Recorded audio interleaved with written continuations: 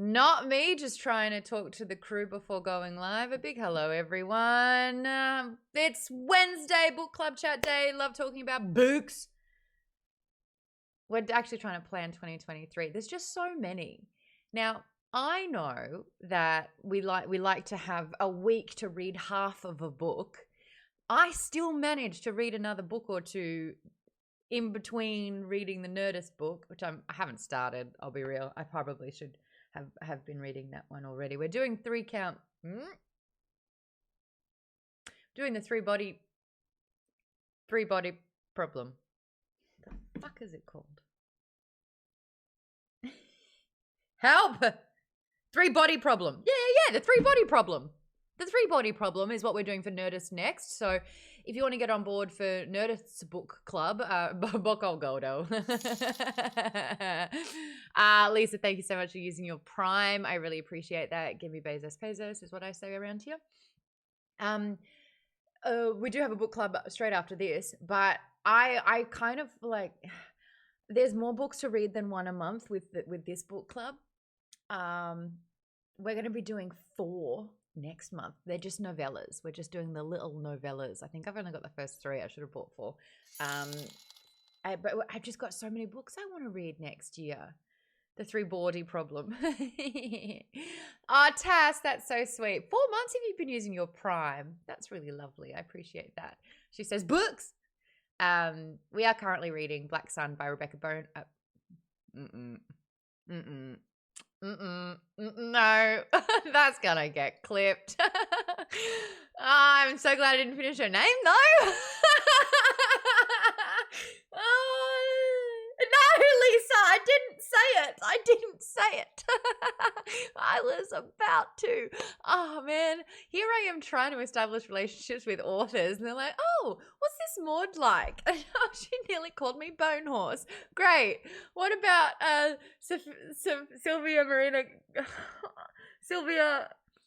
Sylvia Maria Garcia? I mean, I'm just not welcome. I don't think. I'm burning the books. Anyway, how is everyone? How's everyone going today? It's like Sylvia Moreno Garcia. There it is. Just commit that one to memory, won't I? How is everyone going on Wednesday? Oh, we've got a lot more people rolling into the book club. Hi, everyone. Hi. Oh, new Brad's here. Hi, new Brad. I'm back. How are ya? I'm good. Did you read the bloody book? Oh, fuck. I got to chapter 22, but... You know what? As long as you got to chapter 20, we'll talk about chapter 20 first, because I wanted to talk about it last week, so we'll get there. And then as soon as we get after chapter 22, if you don't want it to be spoiled for you, we'll boot you out. You can watch it on the VOD. But well done. That's quite an effort. How did you find it? It's very interesting. I don't know which character I like the most. I don't know. There's a lot developing right now. I mean, Serapio is interesting. I mean, he's like, is he good? Is he bad? You know. That's what we'll be talking about that for sure. But I don't want to spoil the end because it's pretty cool. Okay. Even saying that is I've said too much. But lovely to have you here. For those that don't know, for those that are watching, Brad was perusing TikTok when he saw that the book club existed, and he thought to himself, I've always wanted to join a sci-fi/fantasy book club because I really want to read more, but I've just never done that. And this club seems kind of cool. And then I borderline harassed him into joining up into the Patreon, and within minutes he was in the Discord talking on the show. And that's on efficiency. So lovely to have you here. A big hi to TikTok. TikTok's live at the moment. I can see Jesh is in here. 7 Panzabets is in here. Darvin, I can't. Not today. If I'm saying Rebecca Bonehorse, I can't say that name. Darvin, I still won't stop though. Darvin Schnurven. Darvin Schnurven. Oh, you should have just said so. Yeah, that's easy. Got it. You just have to put the voice on. That helps. K Frida, a big hi. Hey there. Brad has done 22 chapters, and then Catch 22 says 22 is a good number. That's right. Colleen, you're trying to recruit another grandchild. Oh, to try and come into the book club? Colleen, are you just going to get your family into this, are you? Colleen, if you're struggling to find that mute button again. I missed my meds for a couple of days because of the layover and so I'm super shaky today. Oh, Colleen, you sweet thing. I'm so sorry. I will be patient. I will spend the whole episode if we need to. just waiting for me to hit that button again. Oh, no, it's me. I need to take some medication for my foot and mouth disease that I seriously have. Oh. Well, yes, my plan is to get as many members of my family as possible in the book club. Everybody's interested, but we just don't seem to get there. So I mean, we'll see. I managed to get my mum in twice a year, so I hear it on that family affair. And I get out of here, Tim. That's all good. Yeah, I'm just excited about all the books that we've got for 2023. At the end of this episode, after we've finished talking about Black Sun, we are going to try and map out the first quarter of next year. What's really cool about this book club is that we have a spreadsheet. We love spreadsheets over here, and you are able to put all your recommendations in this spreadsheet, and we kind of use that as a guide. It says all the information, like, is it a part of a series? Are they short? Average or really thick books? Like, are they chunky, as we call them over here? An example of a chunky book. That's one. That's a chunkster. The chunkiest of the semi-chunkiest, and then the chunkiest of them all. So they're, the sizable books. That is important because we've got to get through them. We read the first half of the book the first week of first Wednesday of the month. Catch, is that what you're cheeky, aren't you? The thing is, I can see you now, Tim. Thank you, Catch22. He's just gifted 22 subs. Is it a new month? Is that what it is? Every month, 22 subs to welcome people into the community. I'm going to read out people that just got gifted a sub thanks to Catch22. We got Adam Abera, Widgioto, Little Lily 97, Big Beardy Paul, Sankers, Zarishi, Shadow Bear 1072, Valkyru Sonic X, Can Rugger, MS Mystic Temple, Jeff 2.0, Tinny Caribou, Ezek7, Blue Reader Gal. Are you here in the chat? A big hello to you. She's usually here on a Wednesday night. Rat Attack Shark, Melenduro, Mainstay J, Mandanana Panda, God in a Box, Sleepy Eyed Snow, Giuseppe, sorry, and Zeke. Ew, you just all got gifted a sub thanks to Catch22. So if you did get gifted a sub, make sure you say hi to Tim and a big thank you in the comments there. The spreadsheet that we have, the size of the book, if it's a big read or not, if it's a part of a series, and this is important to Lisa in here, if the series is finished, because we'll get really into a series and it's not been written yet. So sometimes that happens. So we make that quite clear. Yes, I'm sorry. What was that one name? Listen, I read them. I did my part. That's all. Welcome to book club. I read names badly. Half the reason I do it is just to listen to you try to pronounce all the names. I'm like just walking offense. Like another guy I tried to say hi to. Duh. Like, if you don't make it easy on me, and then I will stumble and fall through it. It is a bit of a tongue twister day today. Sometimes my brain hurts. Sometimes these lights feel bright. Queen Beck, thanks so much for the follow. Welcome. My name is Maude Garrett. I do a book club through Geek Bomb the first 2 Wednesdays of the month. We are part 2. I didn't write part 2.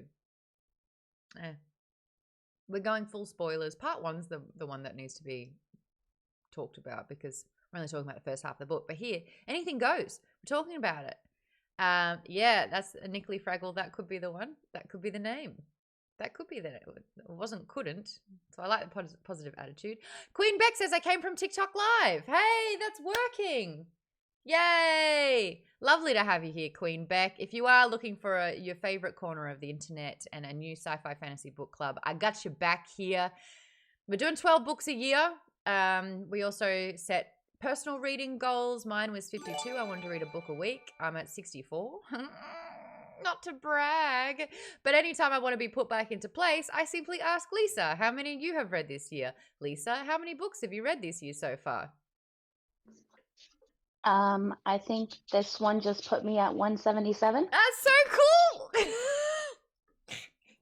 That's so cool. I want to That's say incredible. get a job, but I feel like No, that's just time well spent. That is time well spent. And Lisa is, if she could be crowned with a title, it's the queen of multitasking. She can read a book and do almost anything else at the same time, which is just... Yeah, I mean, I definitely have a full-time job too. Yeah. I just don't do anything else. Yeah, how good is reading? And that's why Lisa's bringing the spreadsheets over here that we love so much. Red October. Oh my God. Why does this have to be live? Why do I have to do this live? Red October, not Red October. God damn it. It's because it had a 3 in there. Stop it, Tim. Anyway, Kate says, you must have read all the trashy romances ever written by this point, Lisa. I need the Lisa in my life because she's reading all of them and then gets to tell me what the good ones are. And I love that exchange.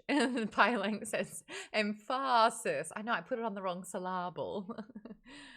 Is it October again? Hey, if anyone needed your reminder for your annual checkup, the universe is using me as a vessel. I am now God. You're welcome. Queen Beck says, now for me, I haven't found the time to actually sit down and read an actual book, but I've read since January, maybe 200 online books. Oh, wow. So you're Kindle, you're scrolling through the pages instead of turning a page. I'm listening now. I've read a couple of physical books, but most of them have been audiobooks at this stage. But look, as long as we're getting through it. Yeah, Lisa, yes, I've seen your Goodreads page. As long as I just want to know what the 5s are. Just tell me what the 5s are. I'm all about romantasy. Alrighty. Anyway, a lot of books. There's a spreadsheet. Add recommendations once you join the club. Some of the books that I want to read next year is the Red Rising series. I want to finish off this series. I want to do, was it Tomorrow? I want to read, I want so many. Oh, Poppy War. Aren't we going to do that one? Babel. Everyone says Babel. I thought it was Babel, but what do I know? That's another one that I want to read. KP Dub says, join the book cult club. Yeah. Welcome. And Pylang says, Lisa, that's a lot of books. Yes. But this is the thing. Like in our club, we have people that weren't really reading at all, but was like, hey, maybe this could actually get me into the habit of reading because it's something that I never really prioritized in my life at all. Tass says me never reading. Vaden was a new one. Ken was a new one. Vaden, what was your goal for this year? How many books? And how many was that compared to last year? So last year I read 4 books. This year my goal was 12 and I'm at around 51 or so, 53 I think actually. So yeah, I hit my goal by a little bit. When did you hit it? In March? That's amazing. That's amazing. So what was your secret? Oh, audiobooks for sure. Like I'm able to read at least 3 books per month minimum from audiobooks alone, and then I read 1 physical book per month as well. Just getting that in the routine. I told you my hack of walking and listening, and I think you're like, I'll try it. And now it's like we do a check-in every single week to see how many steps we've walked as a group. And yeah, that for me has been a real game changer. That was a pandemic thing for me. But you kind of ran with it, pun intended, huh? Yeah, Pokemon Go plus audiobooks is a great combo. Yeah. Ken, you're another one who wasn't reading very much, and then you're like, you know what, this club, I'm going to give it a go. How's your reading changed in the last year? I've read fair numbers of books in the past, but was very limited. Like I've read about, I don't know, 200 Star Wars novels and then maybe Whoa. like 50 other books. So this is has got me trying things that I would never ever get. Like I can't just go into a bookstore and be like, that cover looks cool, I'm gonna buy it. I need to know something about it. Okay. With book club, you guys are basically like, hey, we're reading this, and I'm like, okay, I'm in, and loving so many of the books that I've read. It's awesome. And you've actually liked books that I thought were a little bit too much for me. You're like, yeah, I totally get Gideon the Ninth Maude. It's so easy. It was such a great story. And I'm like, okay, great. Yeah, I'm starting Nona as soon as like we're done like book club today, pretty much. I just couldn't do Hold on. Nona. But if you're on Goodreads, it is up for one of the nominations for the Goodreads end of year poll that they do. So if it is good, make sure you head over to Goodreads and cast your vote for that as well. This is a quote, but I'll say this every single day. Pylang says, blame Maud on making y'all smarter. I'm just going to bask in that for a second. Colleen says, I just finished another book sitting in the airport. What'd you just read, Colleen? You've been reading a lot of Dresden lately. Take your time, Colleen. I'm sorry to put you on the spot like that. Yeah, I finished like 3 books while I was traveling and waiting for grandkids to come home from school. So let's see. I read Dogman. It's a graphic novel by a Dresden graphic novel. Mm-hmm. I finished rereading Black Sun, and let's see, the other one I'll think of eventually. Okay. I can also check out your Goodreads later, but that's really well done. I've got a lot on Goodreads, and I just bought more comics, so my numbers will probably go up. I love that. I'm not even a comic gal, so I kind of love that you're getting through all those as well. Kate is kind of saying to everyone, there is time to read. You might not think it, but Kate says if you don't read and you think you don't have time to read, just look at how much time you spend on certain apps on your phone. If you cut even just one social media app by half, I'll say it, just cut Twitter. Just stop it. Just stop Twitter altogether. I'm just get rid of that one. You've got time to read a little bit. I also like, if you're going to do physical copy, 20 minutes before you go to sleep. It's actually going to switch off your mind. That blue light and that scrolling is releasing a dopamine hit before you sleep, and it's going to make it so much harder to go to sleep. Read a few chapters of the book and get your 8 hours. Play the board, who is in the book club, but's losing her voice. So she's going to be in the chat tonight. Says, I'm up to 41 unique books, many additional rereads. It is pretty common for me to finish a book and then start it over immediately. I love that. It was so good you read it again. Tass says, that's what I was doing. I just swapped doom scrolling on TikTok to reading. Yay. Miss Necromancer says, I have the problem of working at a bookstore. I'm surrounded by books all the time, and with my employee discount, the temptation is too strong. So I buy so many books. Not a bad problem to have.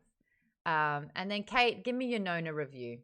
Give me your spoiler-free Nona review. So for everyone listening, I had to buy the physical copy because I didn't like as the far narrator. as going from Harrow to Nona I feel like is the easiest one to follow, because Nona herself as a character is very childlike, like she's mentally like a kid. As far as timeline goes, things are very easy to understand. Like it all kind of has a very linear timeline compared to Harrow, especially. Okay. Harrow was very all over the obtuse. place. Yes. But there's still the thing, I know that you were having an issue with people having multiple names. That's still there. So you would probably still find that annoying. Okay. But Nona's so earnest as a character that you can't help but love her. And the way that Harrow is very cut off emotionally. Nona is like a little kid, so she's always saying like I love you to everybody, and she's like very open with her emotions, and it's a very kind of opposite feeling to Harrow, but still in that world. I really, really liked that one. You gonna vote for it in the Goodreads thing? Poll? I am. Why? I I need to haven't even look looked up at the if Goodreads thing. Rebecca Roanhorse is some kind of like grandchild of J.R. Tolkien. If they have similar styles of 10 names for everything. Mm-hmm.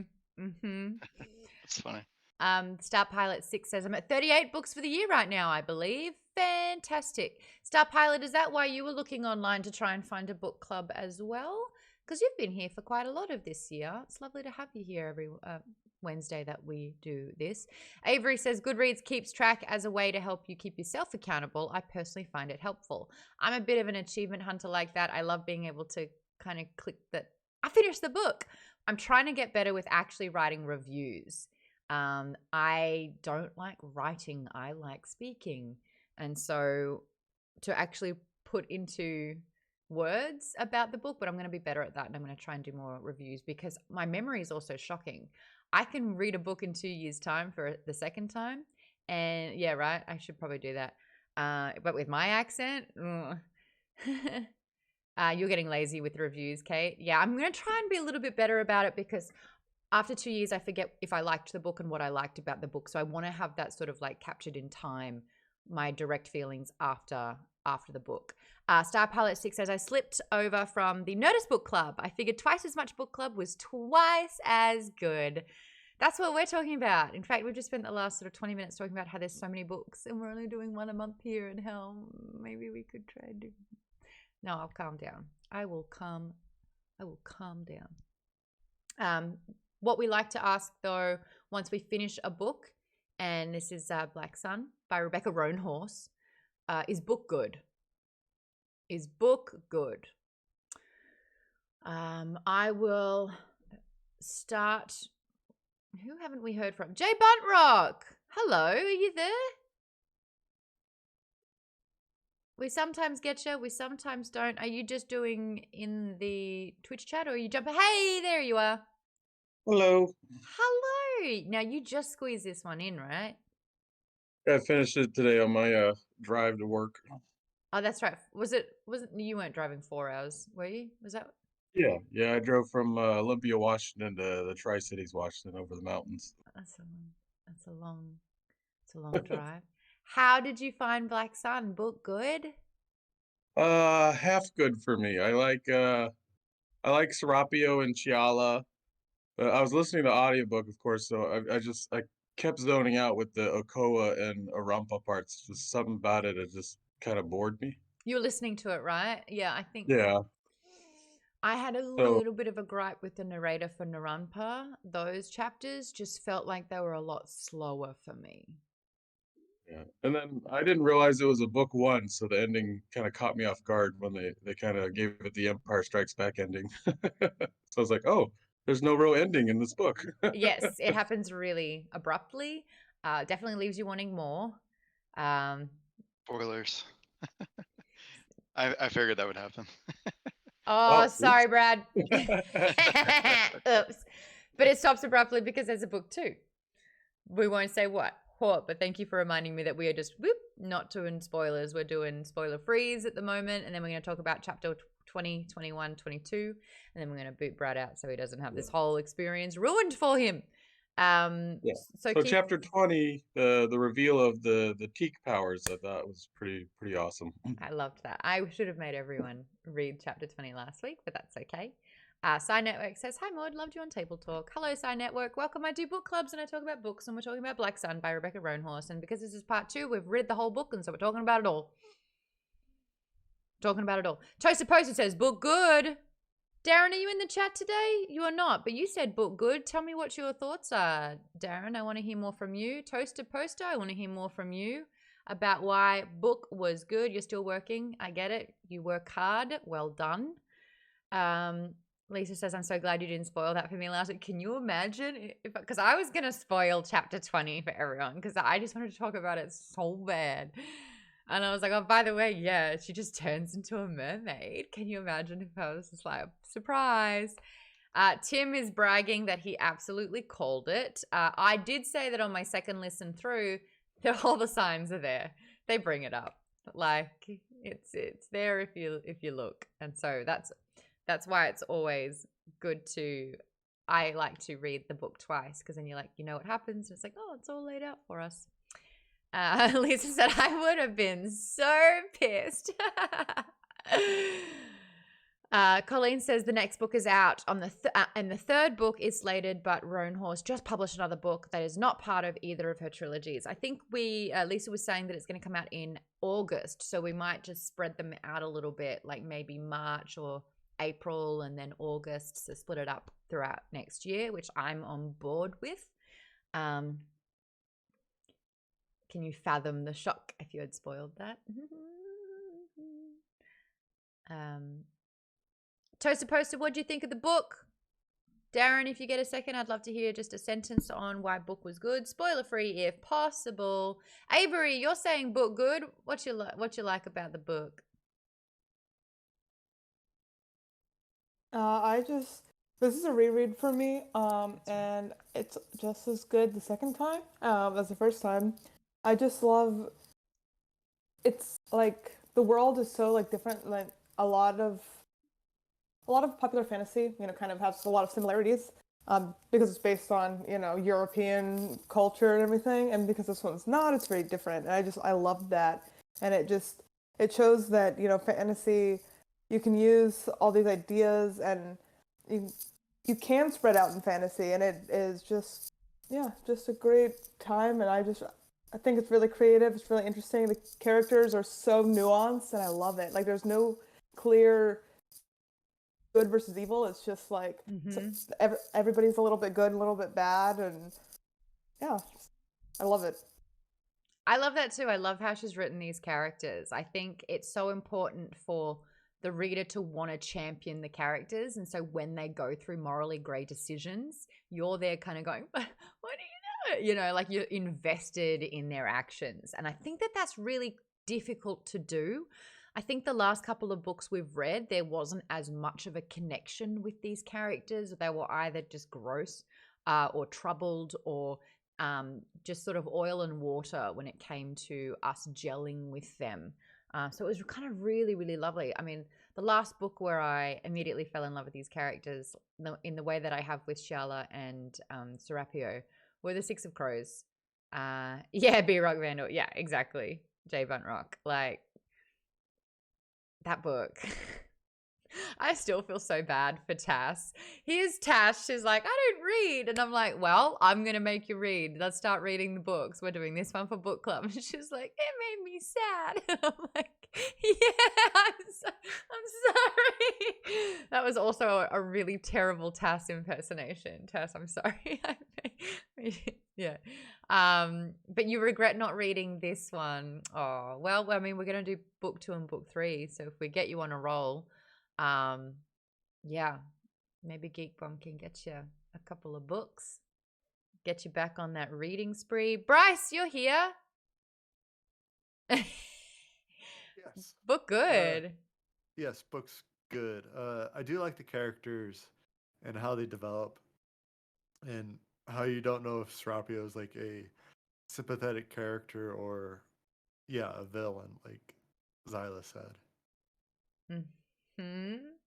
And then the Celestial Tower, all those characters just remind me of like the church from the olden times.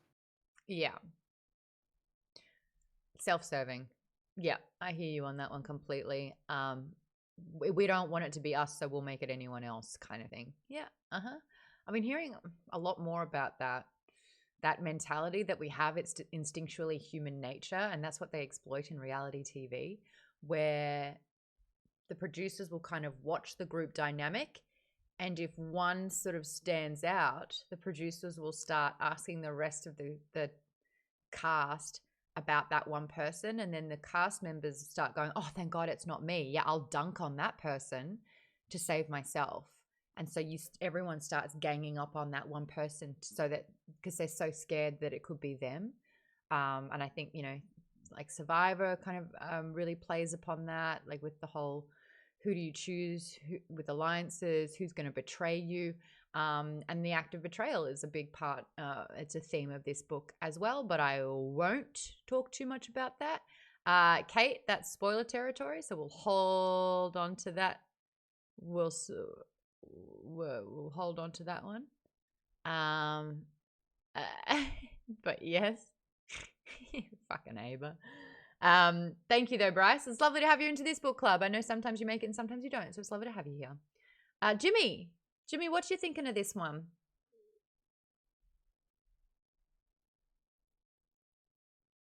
Come on. Hello. Hello. Yes, hi. Yes, hi. I was having trouble with the button. Anyway, I enjoyed the book. I thought it was, inspirational, adventurous. Those types of words would best describe it, I feel. Good words. Good words. This isn't necessarily a spoiler. I just wanted to read this one quote that I saw. Yeah. And it was, "Ancient prejudices die hard, even in a city that's united." I thought that was a really cool quote. Oh. Yes. I love that. We should be doing more quotes. I usually have a quote section in the document, but that's a good one. I'm glad you had that ready for us. Lovely. Yeah. Who's next? Tame Sue. Hello, how are you? Good. You were on the fence last week about this one. Where are you at now? Without spoilers. I'm still pretty meh. In fact, Okay, if it just ended here, I would be pretty negative on it. The world building is really good, but yeah, I don't know. I know it's a lot of people's favorite book, so I don't want to be mean about it. No, this is what we love. We actually Okay. we really do honor all perspectives. Like if someone loves it and someone hates it, we're both learning those perspectives. So Sure. So the world building is really impressive. Totally agree that mining Mesoamerican culture plus helping of our own fantasy and like the idea of the Maude, the underground. There's so much stuff that's really evocative. So she has a really good setup, kind of like the scenery and whatever Lord of the Rings or Rings of Power, which is just incredible, right? I mean, I had that. It's in my head. It was amazing. I did not like the characters, or it was. I wasn't that impressed by the characters of the plotting. Like okay, without any spoilers, Serapio is basically a living MacGuffin. I mean, I guess I didn't want to say this before, but it does have it's actually very, if there's more books, I'm happy to withhold my grading for seeing all of them. But one of the challenges of a world building thing is when you're trying to introduce everyone to a world, you can get into this sort of D&D class, characterizations, where a new D&D player is like, what's your character? And it's an elven mage. And that defines 95% of the personality. yes. I think that's sort of that is a challenge. And I honestly, I know because Serapio is a living MacGuffin, I actually just wasn't interested in him. I mean, she kind of writes him, realistically that if you're stuck in a box and just sort of abused and told only one thing, you have no personality. But then I didn't care about him and was actively cheering against him. Were you reading? Pretty early. Were you reading the book? Yeah, I was reading a Kindle. And I didn't. The actors do a really good job of putting a lot into the way that he says very little. So I actually think it gave a lot more dimension to the performance listening to it. Yeah, maybe just reading it, I don't know why. And also there's always this idea of the underdog, and I know it's not supposed to be spoilers, but okay, whatever.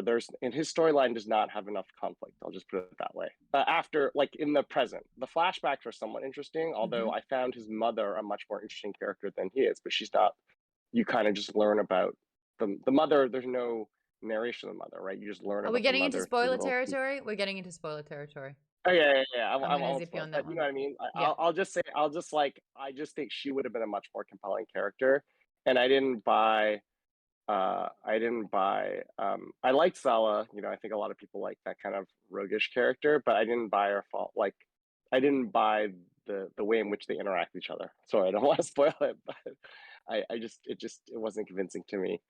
I did think the Narampa politics and the Okoa could have been interesting, but they spend so little time on it, or relatively little time, because it's sort of, or it's a bit unclear, right? Because she's only been invested kind of recently, and then sort of stuff happens to her. But maybe in the later books they have more choice. I don't know. I guess I found I wasn't very persuaded that what was the quote? The city's united, but old prejudice happened. I didn't understand. It wasn't convincing me that the city would be that united and they'd have like 300 years of peace or whatever. But then there, why I should be cheering for the effectively like the Destruction of ultimate it. conflict. That's Right, actually exactly, a right. point that I'm going to there's be talking about when we do get into spoilers. I think that that's a really interesting point. If this was told from a different perspective, we'd have a very, very different story on our hands. So that's something that I want to hold on to and chat about. I think we have this week's Brad. That's what I'm going to call it. Brad in the group is now a noun. Over on TikTok, the Moxley21 commented saying, "You rock, Maude. Thanks for the last from the memories." Saying, "New to currently reading." I realize we have the currently reading sign there to showcase what book it is. Currently reading is a great name for a book club. Tass, write that down. No, I'm kidding. But I like currently reading. I think that's great. Anyway, says, is there the schedule or future reads somewhere? And then K Frito jumps in saying, it's on Geek Bomb's Discord. And then writes our Discord, which is discord.gg/geekbomb. And then I just looked over on the Discord. Introduce yourself. Moxley21's just joined. We just recruited another person into the Discord from TikTok. Love that story. Hello, new Brad. Moxley says, I'm relatively new to Discord and the Geek Bomb community. I've been a fan of Maude since the SourceFed days. I just found the Discord thanks to TikTok Live chat for currently reading. I love that you think that's the name of the show. It's actually a really good name and you're onto something there. I've needed motivation to be a disciplined reader and feel that the book club could serve that well. Usually I read pro wrestlers' autobiographies. You sound like my brother. Most recently I've read Mox by John Moxley. Purchased both in hardback and audio. Is that why your name's Moxley on things? Welcome. A big welcome. With the book club, if you do want to get involved in the club, in the members section, it's $5 a month on Patreon. Head over to patreon.com/geekbomb. On there, you'll find the lowest tier, $5, gets you in. It opens up the rest of the Discord for you, and it means that you can actually join in the discussions when we do these live streams twice a month, and then you get after show access after the second Nerdist book club as well. You think currently reading is copyrighted by the International Brotherhood of Electrical Workers Union?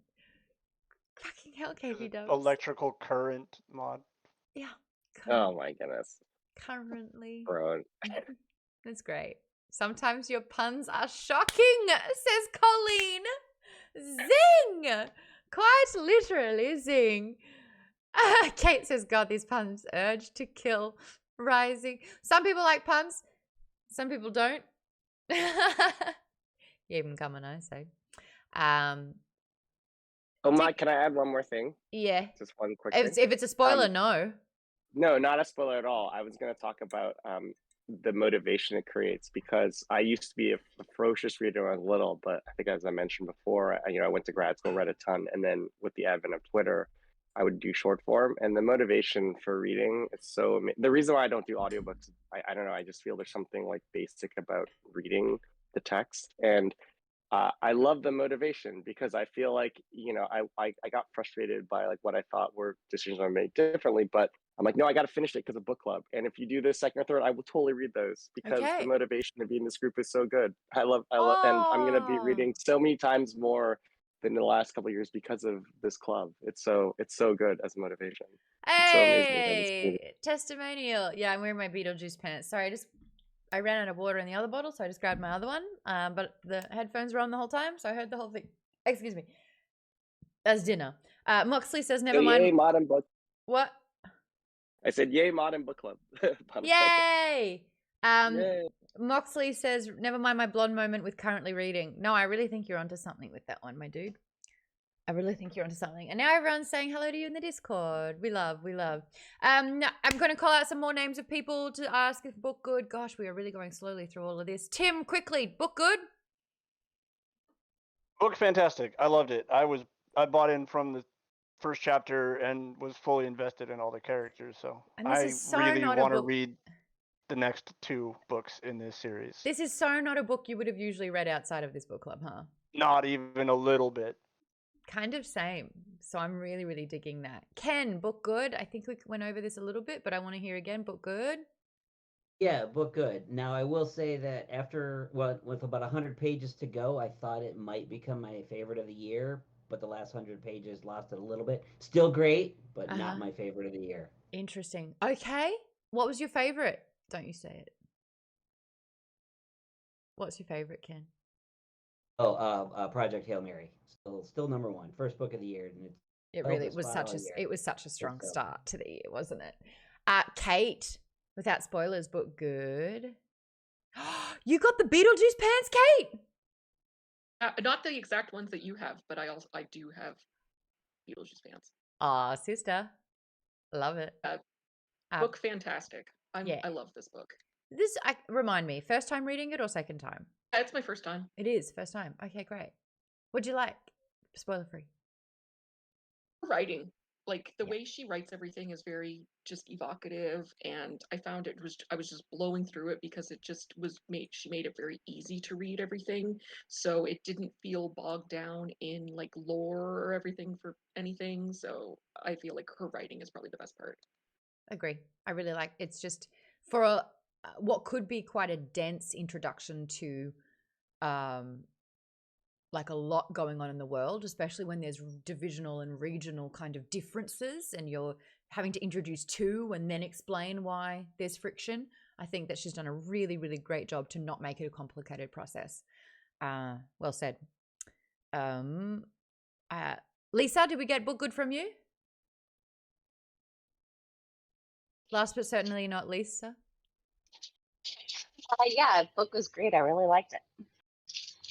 I think I agree with Kate. I love the writing style. I love the characters. And I can't wait to read more. Yay! Love it. Oh, sorry about that pun. No, not really. Not really. Eat my puns for breakfast, please. Colleen, did I get book good from you? I think that's everyone. I think you know my opinion on this book. You're the reason why we're reading this book. Yeah. I certainly pushed hard for it. So grateful. Okay, so she loves it. Great. Love it. Vaden, did I get yours? Oh, you lost. I just got back. Oh, you lost internet for 6 minutes. You missed out on some good time. Book good, bud? Oh yeah, book amazing. Love it. Yeah. Great. All right. Well, let's quickly talk about chapter 20, 21, 22, because that's a Brad-friendly zone. So let me give you a little bit of a reminder of what happens in these chapters. Chapter 20, we got 12 days before the convergence. Shiala anticipates a storm. Now, over a week, it's been clear. The sun's been out. Everything's been amazing. Serapio's been coming and spending time with her. They're sharing stories. They're sharing their cultures with each other.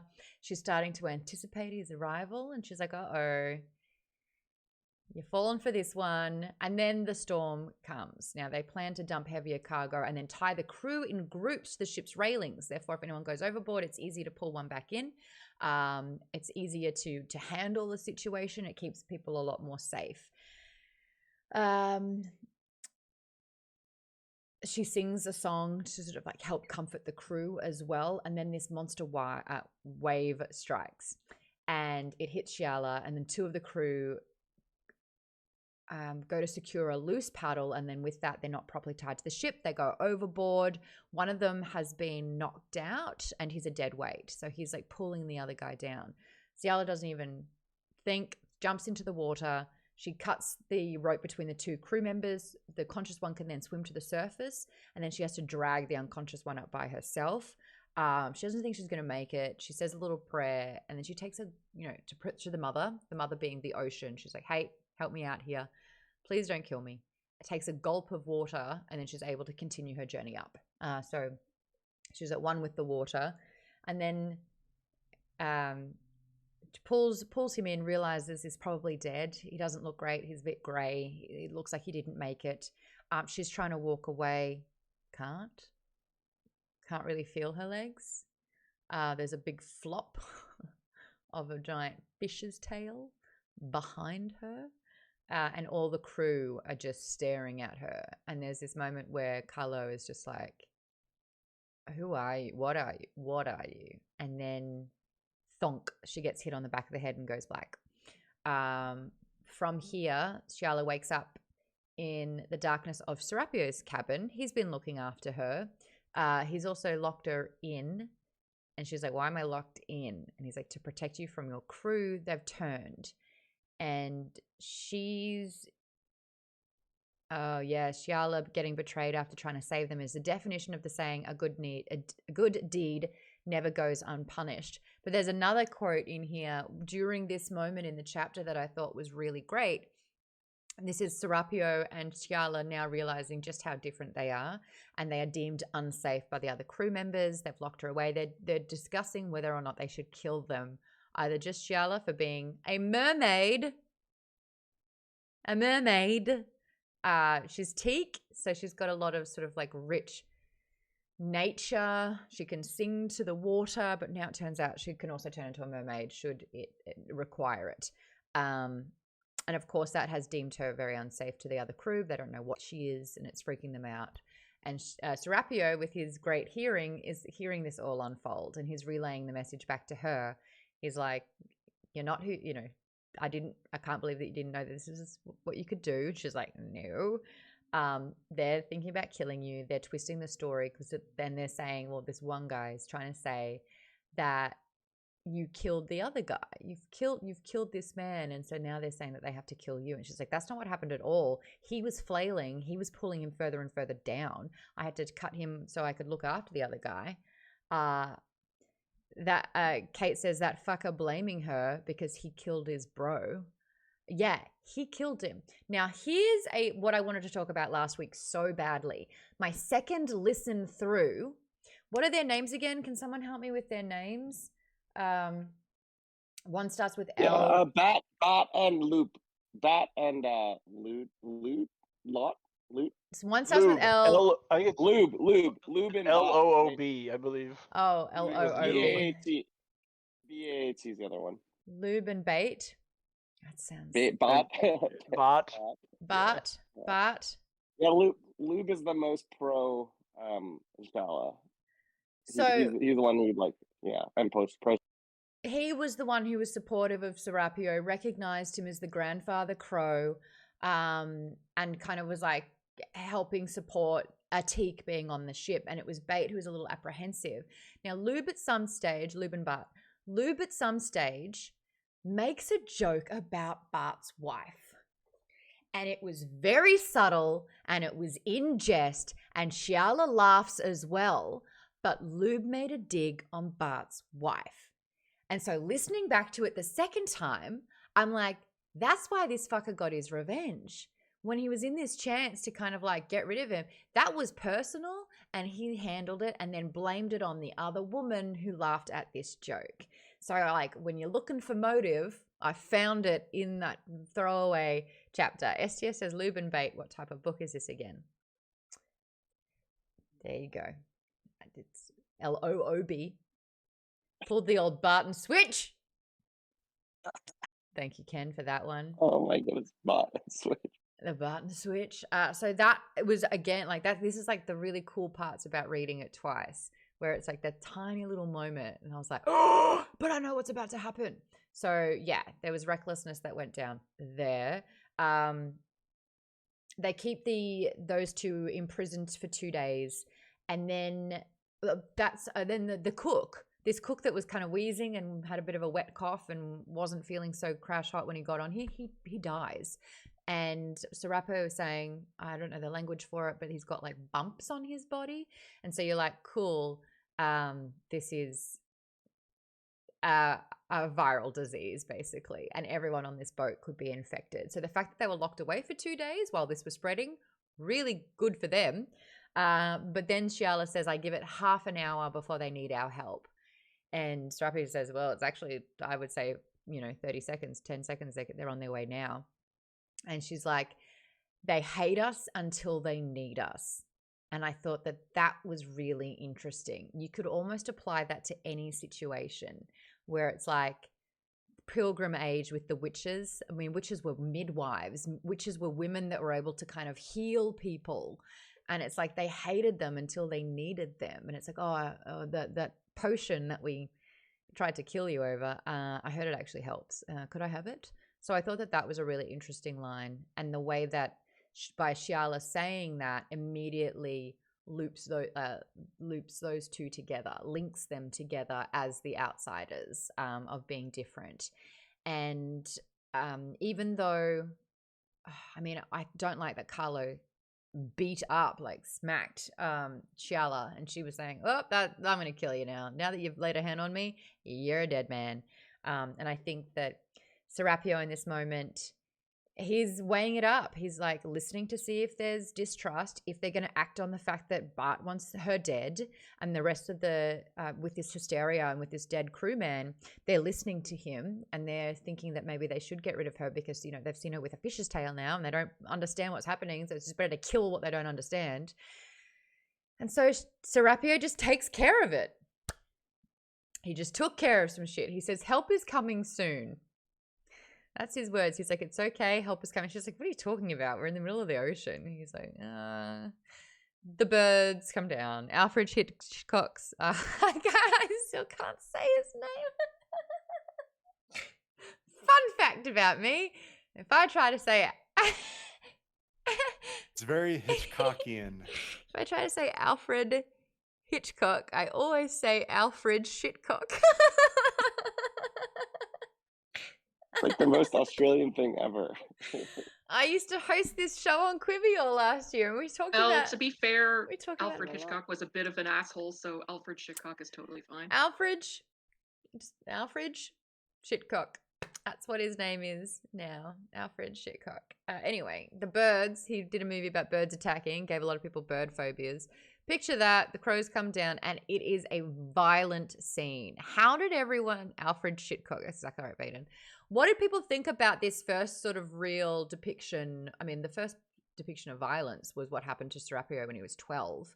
But seeing his power unleashed in this way, like these birds removed eyes, they plucked a murder of crows. Yeah, they got their murder on. But, you know, like bit ears off, removed chunks of skin. Like they were just devoured bite by bite. Tim, what'd you think of it? I was just going to point out that I believe, technically speaking, crows are birds of prey, which would make them raptors. Oh, okay, I'll buy it. So I just wanted to point that out. Totally makes sense. Because then that scene is very reminiscent of what you would expect yeah, a raptor, you know, yeah, sort of Jurassic Park to do to somebody.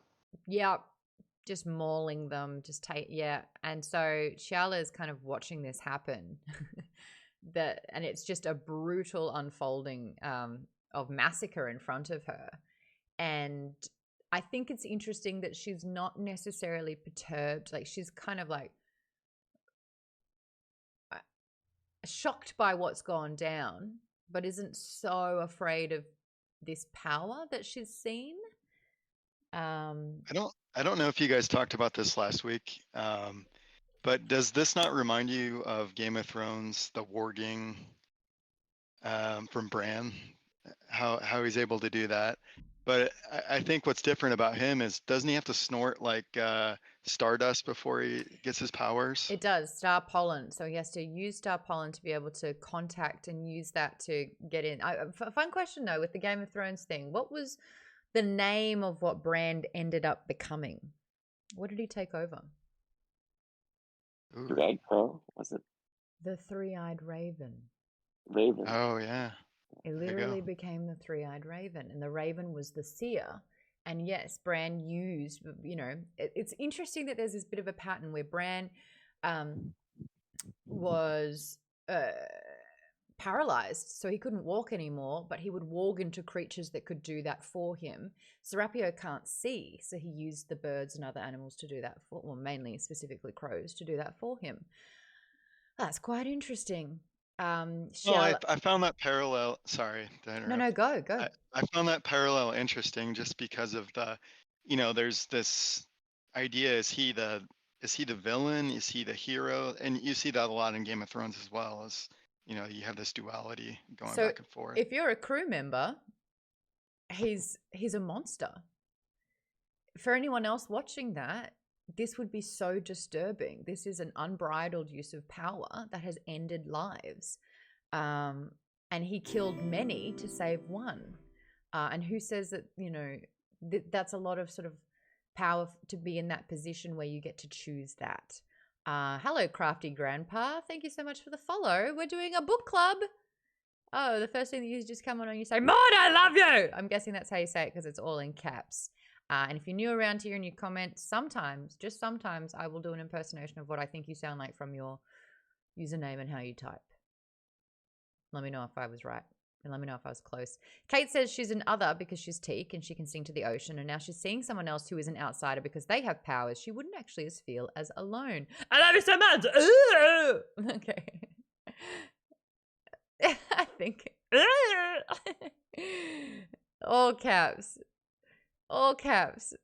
You keep punching that keyboard, my dude. I'm having a field day with it. Remind your viewers to follow.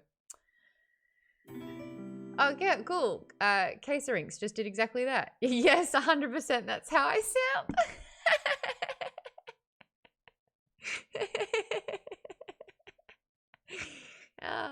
I mean, at least the community here knows that everyone's fair game.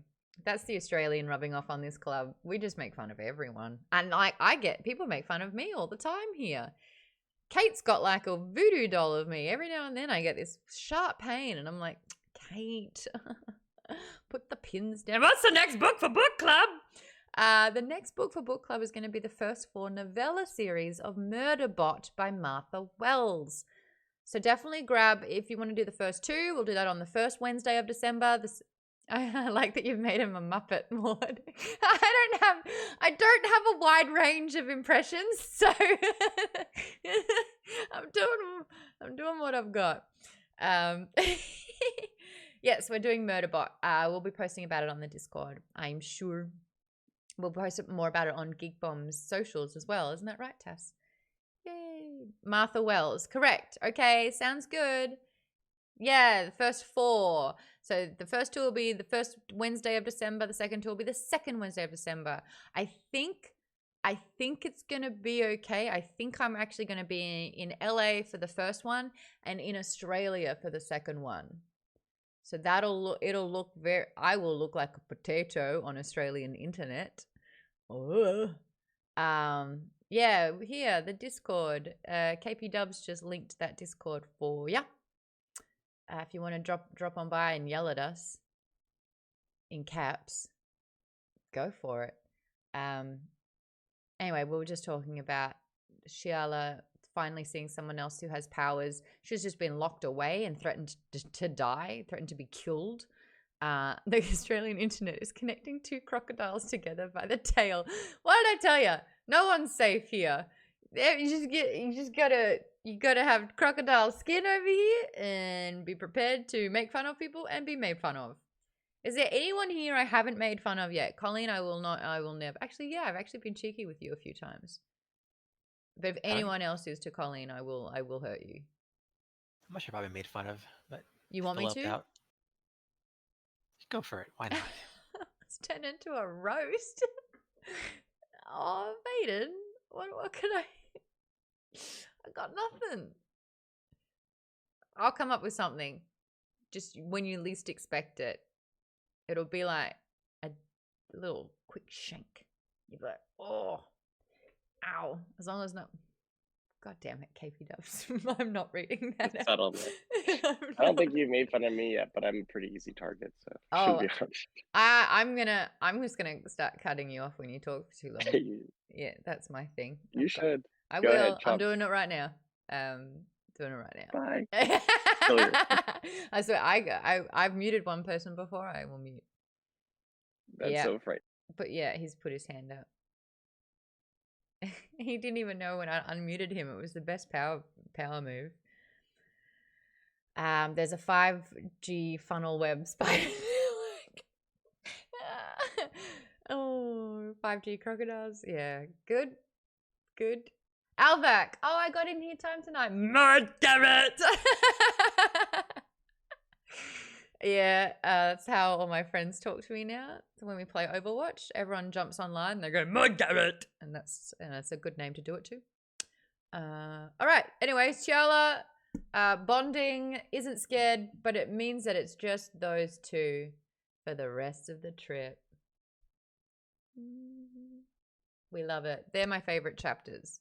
I would just exclusively want to just follow these two anywhere. My Narumpa chapters. Anyway, and then what happens in chapter 22? You did read 22, Brad? I did.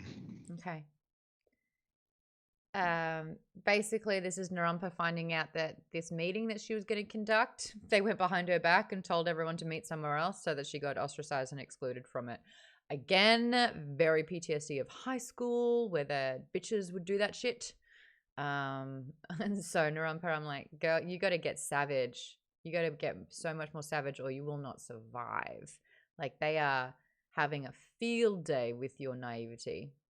Abba trying to put her boy toy on the throne. Yeah, so that she can be the mouthpiece, because it's not going to be her because she's too young. But even the way that the narrator does Abba's voice, it's, I'm just like a better Becky. And so that's Abba for you. All right, so that's us done, Brad. We're going to move on to spoilers. Did I lose I don't know if I'm going to drop or just ride it out. Okay. They all die. Should we talk about when they all die together in that ritualistic ceremony at the end? I'm kidding.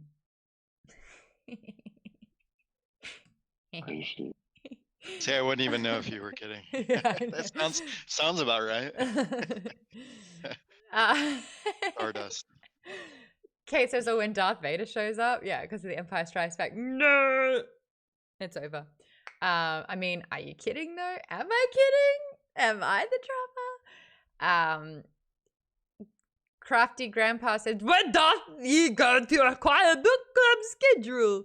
Well, great question. Usually the book club schedule is decided by the book club members. It is a members only thing over on patreon.com/geekbomb. The $5 tier, which is the smallest little bitty tier that we have there. For $5, you get access to the reading channel. You get to recommend books. We build out the schedule together. You have access to said schedule. And then you get access into the channel where we discuss book club for 2 Wednesdays, the first 2 Wednesdays of the month. So this is for people that are pretty dedicated and want to read a book a month with a club and want accountability and really want to get back into reading sci-fi and fantasy. If you do just want, okay, I will join Patreon. But if you do just want the schedule, we have a Goodreads. Take my money. I'm literally mocking. Like, I don't mean to, but I've started just mocking. And you just, like, I think I have too much power sometimes. Like, I should use this for good. I have built a pretty awesome book club, but I'm okay. Like, who am I? That's not.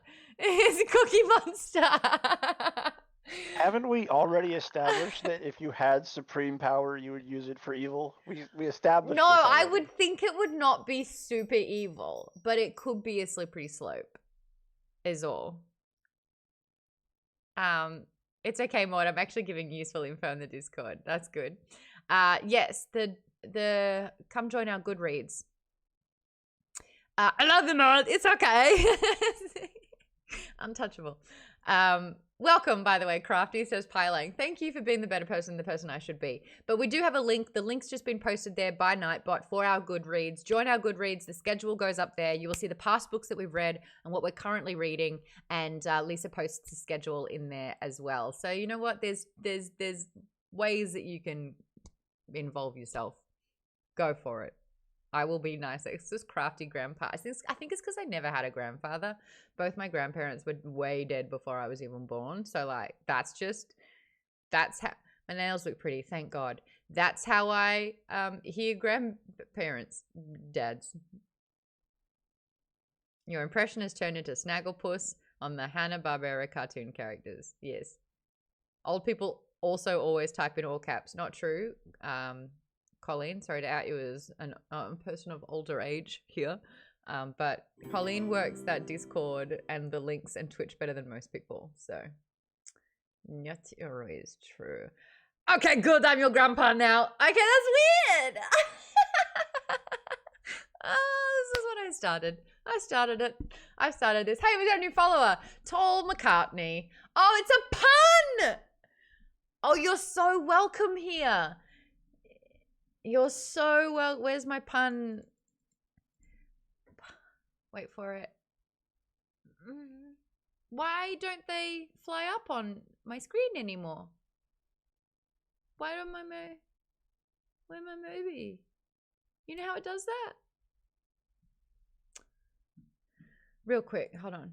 There's one. Why no pun? Why no pun party? Where my pun? Punfetti.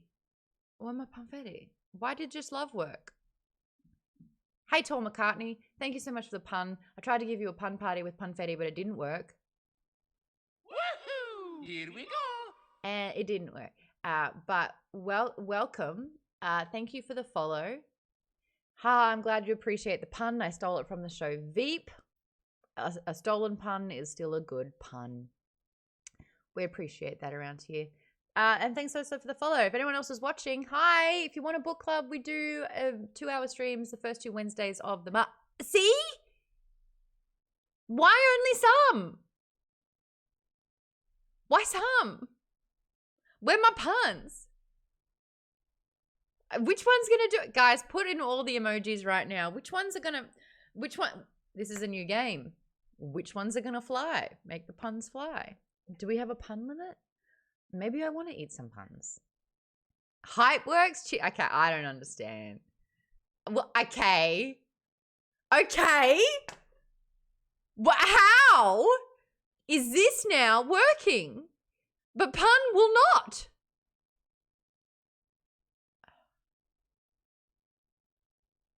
I just...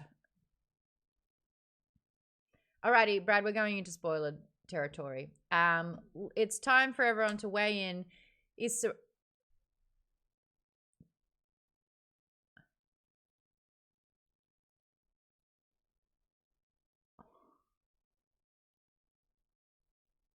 But pun won't work. Fuck. Yeah. Why won't pun fly across my screen? This is a conspiracy. Bot no like puns.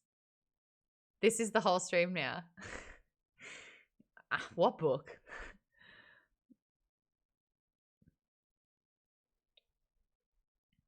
No, this is bullshit. Why won't puns fly? It's a tech support stream. Oddball, they're usually a tech support stream. Alrighty, so the conversation that I'm having is from a different point of view. This is another Star Wars kind of correlation to this book. And that is, if you were to tell this story from almost any other view, if you had this story from Iktan's point of view, Shay would think that they were in the right. That they were doing exactly what the greater good would suggest. Shala's point of view, she's more a bit of a chaotic rogue character. Once upon a time. Zapunstrike. Yep. From Serapio, he's just doing what he's been fated to do. Ava, dick. Like Kate said before, she fucked around and she found out. The greater good. Lisa and I always have that in joke. You can't say the greater good without someone else going the greater good behind it, and that's on a good movie. But I want to, yeah. If you had to talk, last time we spoke about Gillian Flynn's Dark Places, it was like, oh yeah, there's different types of evil in this book. Who's good? Who's inherently good? Who is inherently evil? Who's on the scope of good? Who's on the scope of evil? Who wants to wait? Kate, you're usually good with this. Where do people fit on the moral scale? I'd say Ava is most kind of like a lawful evil sort of character. She, I guess, would be the most traditionally evil out of all of these characters. She wants to prop up the system that like separates the Sky Clans from the Dry Earth people. She wants to, supplant the will of the previous Sun Priest who chose Nara to, have her toy on there so she can wield the power from the shadows. Like, so she is very much like the Dick Cheney of this story. I'd say she is most like the traditional evil character. Serapio, I mean, does fucked up shit at the end, but it's coming from a place of like in the city when the Night of Knives happened. He heard all of it through his mother. He saw it all. It was all myth to him. He's going there based on faith alone. He didn't personally experience any of the Night of Knives or location of the Carrion Crow clan afterwards.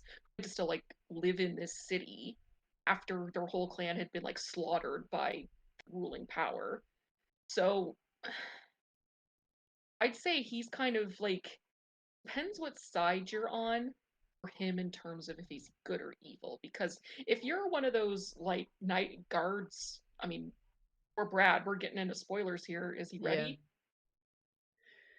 But if you're one of those guards at the end who you're just kind of doing your job, a cog in the machine, you're a stormtrooper working on building the second Death Star, and you get slaughtered, it's like Serapio's like a slasher movie to you. He's a villain. Yeah. But if you look at it from the Carrion Crow point of view, he's like their savior. Yeah. Because they've been living under the yoke of the Sun Priests, like essentially fascist regime. And like the Dry Earth people, are just kind of the chattel. They don't have any power in this system at all. And the only person who has a connection to them was just ousted from her seat by the people who want to keep the status quo. So I'd say he's maybe shouldn't have gone about it the way he did, but it's not like he had a choice in that matter. He was exactly that. Exactly that. Serapio has not had choice in the matter. It was decided for him. He is just acting out the order that was given. If he had choice, he would have chosen Shala. If he had choice, he wouldn't have said no. He wouldn't have put up that boundary. Like he didn't even, it's not even like he could have just been like, yeah, I'm just going to go hang out with Shala. I don't know anyone in the city. As soon as he even said the name Odo Seto, that was it. Like the power just like ripped out of him, right? So there really was it was a bomb. I was waiting, like had been set in before the journey, and it was just like the ticker was just going off as he was on the water and went off when he got in that city. Yeah, it's not even like he was pressing the detonator. That was also decided for him. I don't think that he believed that he could not do the thing. There was no other option. Serapio was a suicide bomb, and the detonation was set before he even left on his journey. Yeah. There was no way. Yeah. And so does that make him evil? Not I don't think really. so. It makes him a tool. Yeah. It's like a weapon. The bomb itself isn't evil. Yes. Like it does, like when a bomb goes off, there's horrific destruction and lots of people die, but it's not the bomb's fault. And what's really fault interesting of the people who set it in motion. Yes. Yeah, but they're just trying to right a wrong that was like done to them. Tim, yeah. Yeah, it's like long game revenge for Yeah. the Carrion Crow.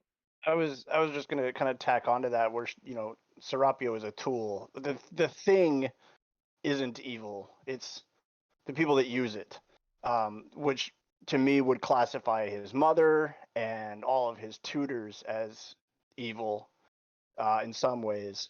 Mm-hmm. And yeah, correct, they're trying to right a wrong, but as the old saying goes, when you prepare for vengeance, you dig 2 graves. Yep.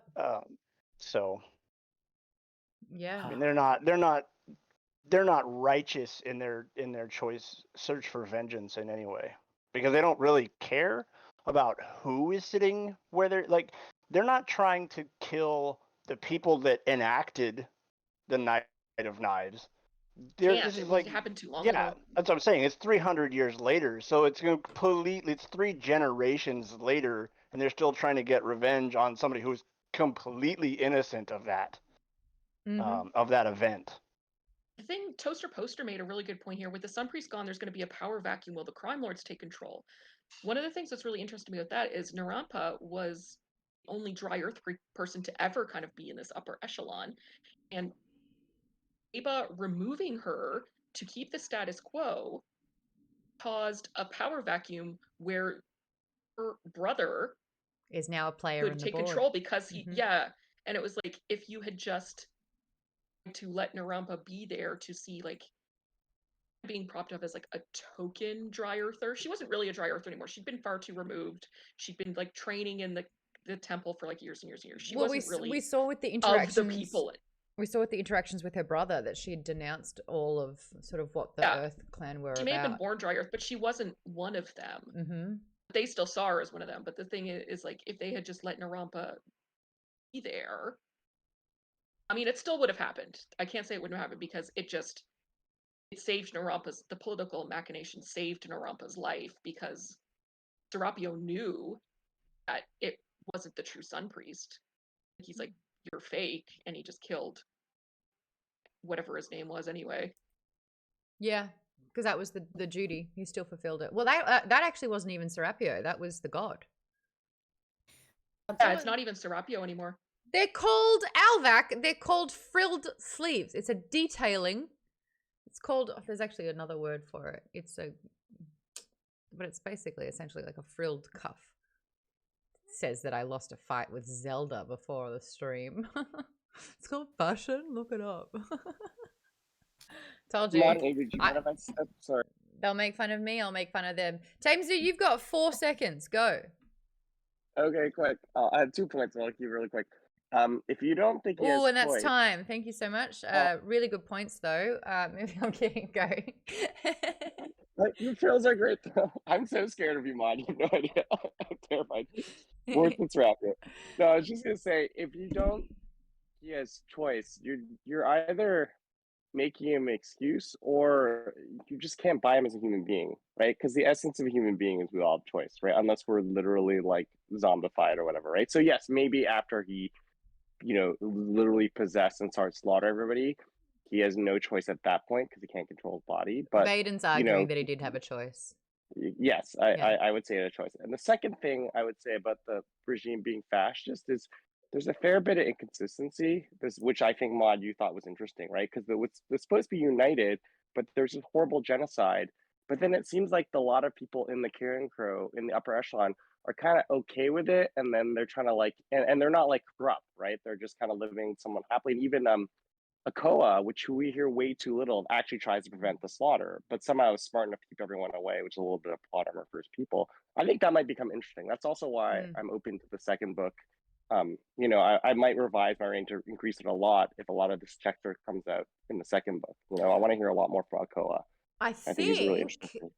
Because it had been 300 years, they are only going off of myth now. It had been so long that the way the regime is running, it kind of feels like, well, if it ain't broke, don't fix it.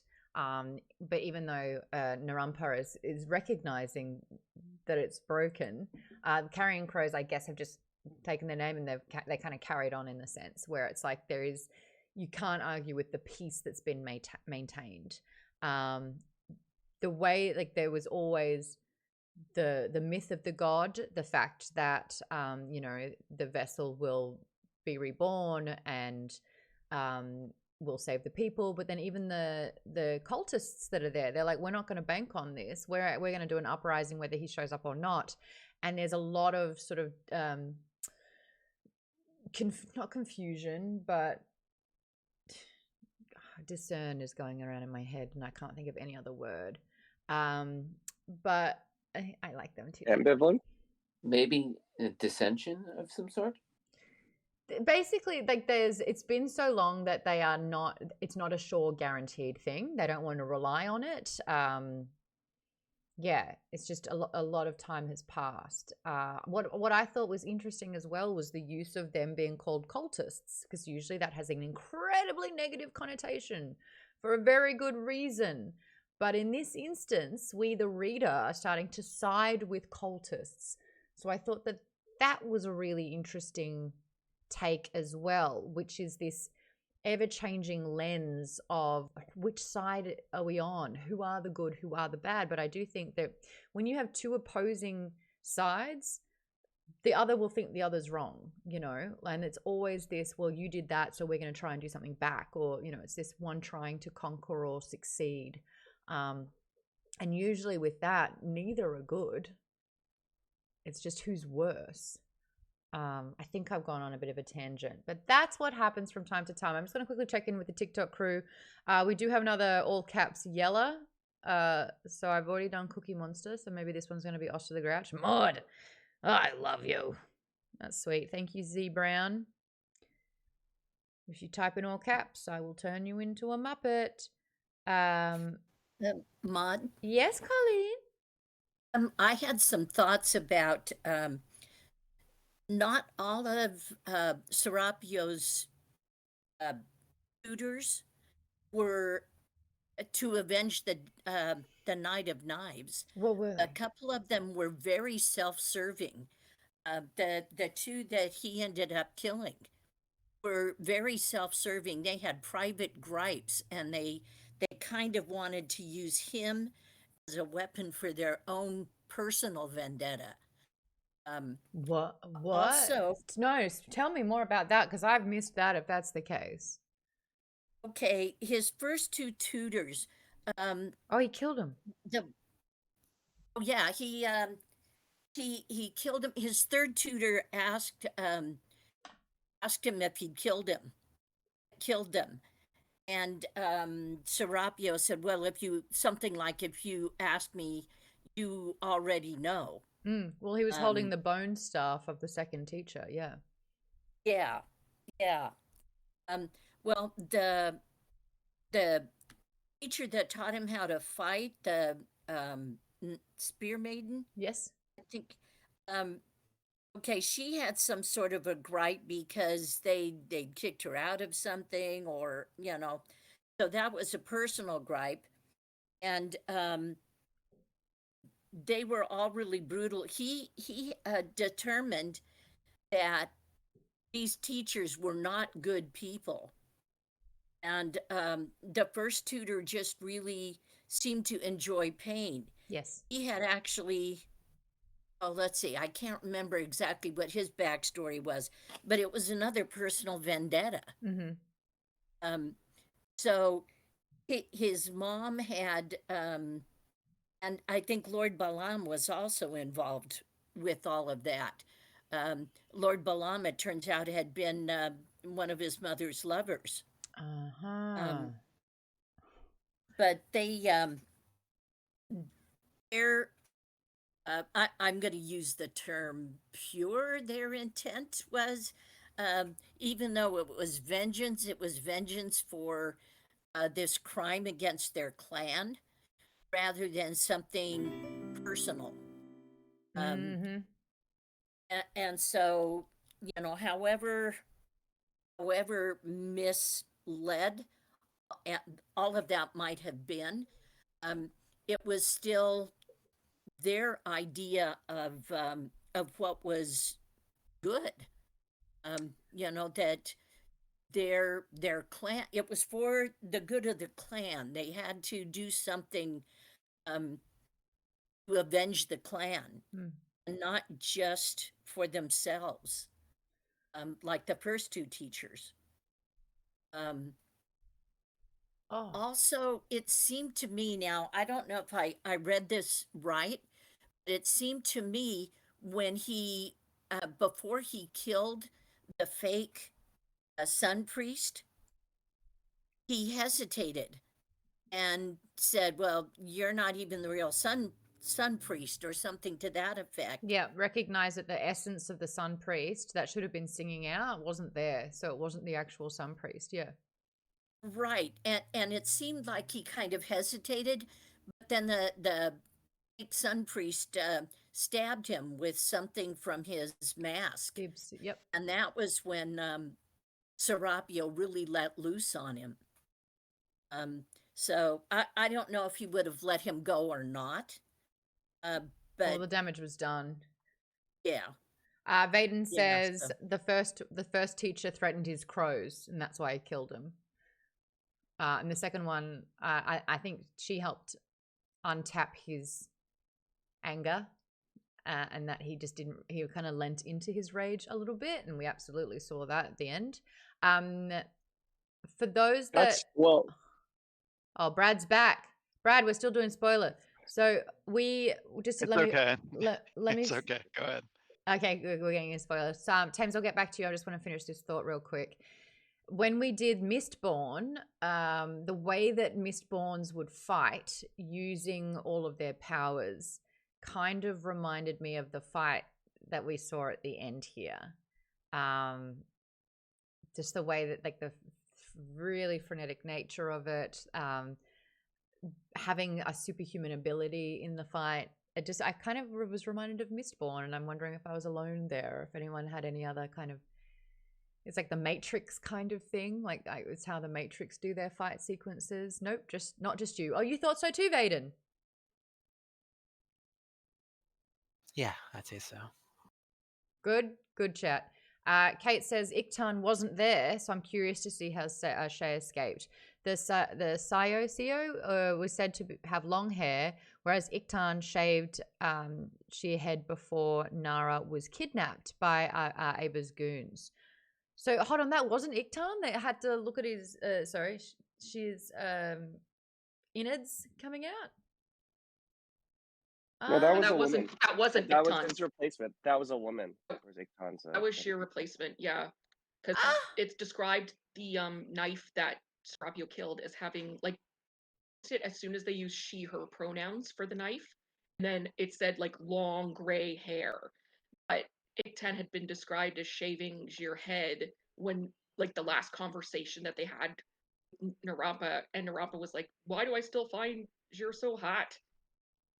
Got it. Oh, Iktan escaped somehow. I was we'll probably see Jir again in book 2. Got it. Yeah, I was more. Iktan was. Sorry, go Thames. I assumed Iktan was just looking for Narampa, which is why he wasn't there. He was freaking out because remember how they were like, "Oh, he's tearing up the tower," so he must have been still looking for her. I think that's why. So Iktan's involvement is really interesting because apparently she was really okay with going along with the plan up until a point, and I think that point was when Aba decided to set goons on her to basically escort Narampa out of the tower to slit her throat to use as a way to stay. It's very Montague Capulet kind of thing, isn't that it? Shakespearean, where it's like, yes, Tim. I had a different Shakespearean thought about the book, but we haven't got there yet. Okay. I saw it in the notes. I've got to refer to the notes again at some stage. But yeah, it's Princess Bride. I've got a princess to kill and, the town to frame for it. So it was like that. Okay, so Iktan's good again. I like that because that was really hard. I have a question, if I may ask. Yeah. About I think it's Yalitza. Yalitza? And how, yeah, the character. Mm-hmm. how that person had died under mysterious circumstances. Mhm. Like, do you think that that was done purposely to get Okoa to come there, or with To the then carrying crow, or no? assassinate Okoa? Something's Yeah, going yeah. on. Tim has thoughts.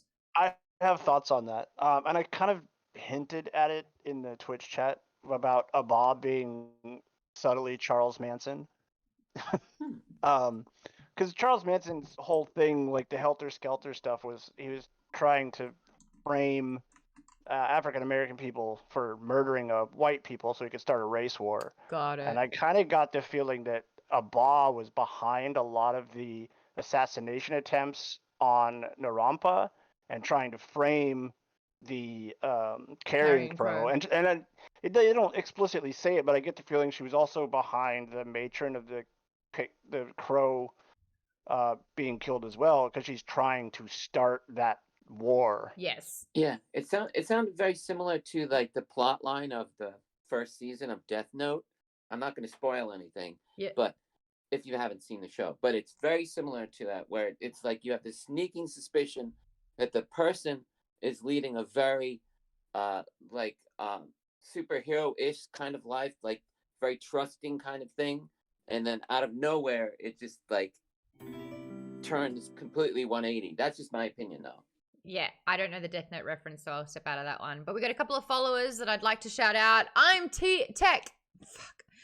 Tech1 says, win. I think you're trying to win something. I ain't giving away shit, dude. But welcome. And Ralph327 has stopped on by. Hi there, I'm Maude. I host a book club. We're chatting about Black Sun. We're going full spoilers here. So if you read it, stick around. Alvac, thank you so much for helping me out with the quote. Let me do it justice now because I butchered it before. Tyrone, you know how much I love watching you work, but I've got my country's 500th anniversary to plan, my wedding to arrange, my wife to murder, and Gilda to frame for it. I'm swamped. Yay. I finally got it. Thank you to Titanus for the follow as well. Welcome. Hello, change my... What? All right. Lisa made a really great comment as well, saying, yes, because the Iktan cut Okoa with a poisoned knife, I felt like Shay was in on the plot there. That's when it was like, Iktan, we were rooting for you, but now you're playing that nasty game. But good to know that Shay is not really involved in that plot, that it obviously was going too far. Abel was behind it. Abel's trying to manipulate the system so that her man, her little toy boy, who's stupid, apparently, according to everyone, saying, no, he's too simple to create that plan. They're putting into a position of power so she can basically be the puppet because she's really, really young. She's like 10 years younger than Narampa. She's like 19 or something. Ugh, something's going on there.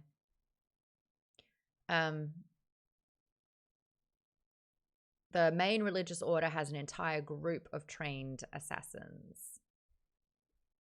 Lisa Well, says, that's Iktan's people. yes.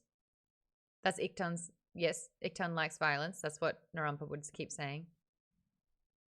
But that's he's the head of that order, right? He's the head of them. Yes. Right. Yes. Priest of Knives? Yeah. Lisa says, had they mentioned that? Because Okoa wasn't worried about it. And if that was normal, I would have thought that he would have thought about it before he passed out.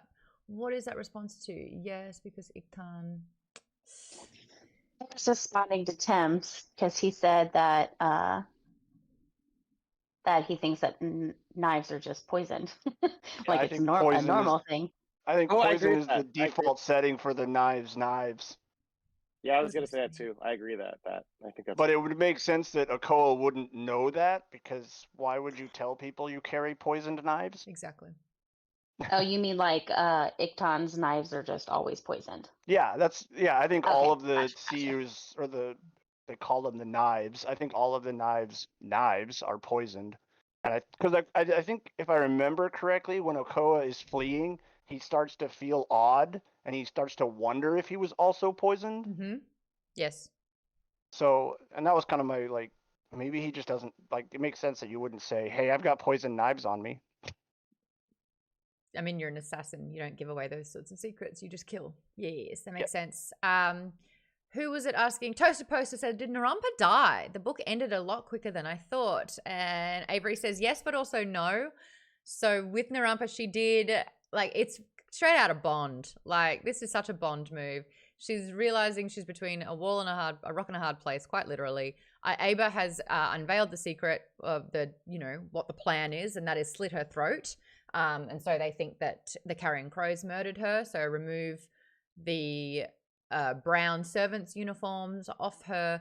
And she's like, cool, we've got to figure this out. And then it was interesting that they're like, do we remove the necklace? And she's like, what now? Oh, this is the buffalo necklace that the Earth Witch that my brother has in employment, which again, how many stereotypical villains have like the worm's tongue person whispering in their ear to kind of like manipulate them or to be deceitful? There's so many, like usually it's if you have a witch on your payroll, that's so nefarious. And Narumpa's here going, we don't do that kind of magic.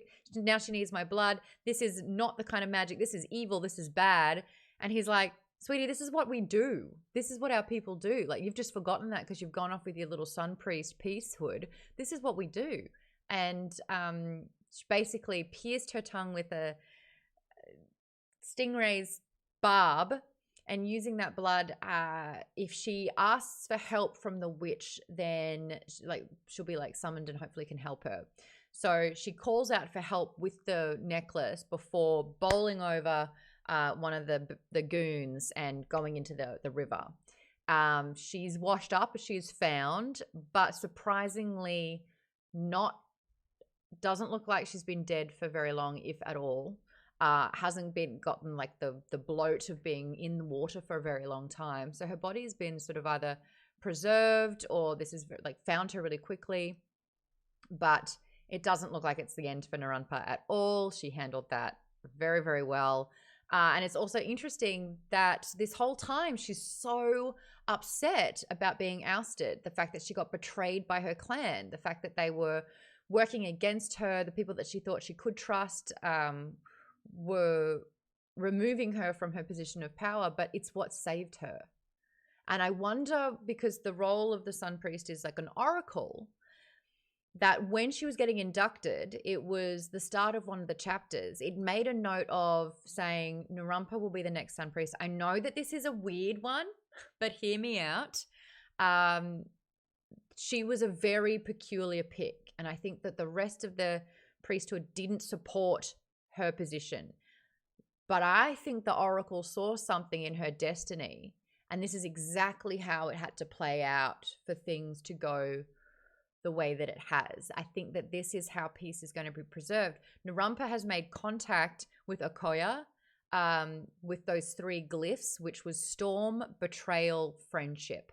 So she's starting to do reparations in terms of an alliance, and the fact that she's not dead and the whole of the priesthood is done, she still is in the position of the Sun Priest. And she's got whatever this magical essence of the Sun Priest, which the Carrion Crow god couldn't find in the replacement, because if it wasn't Narumpa, the Sun Priest would have been killed. Exactly.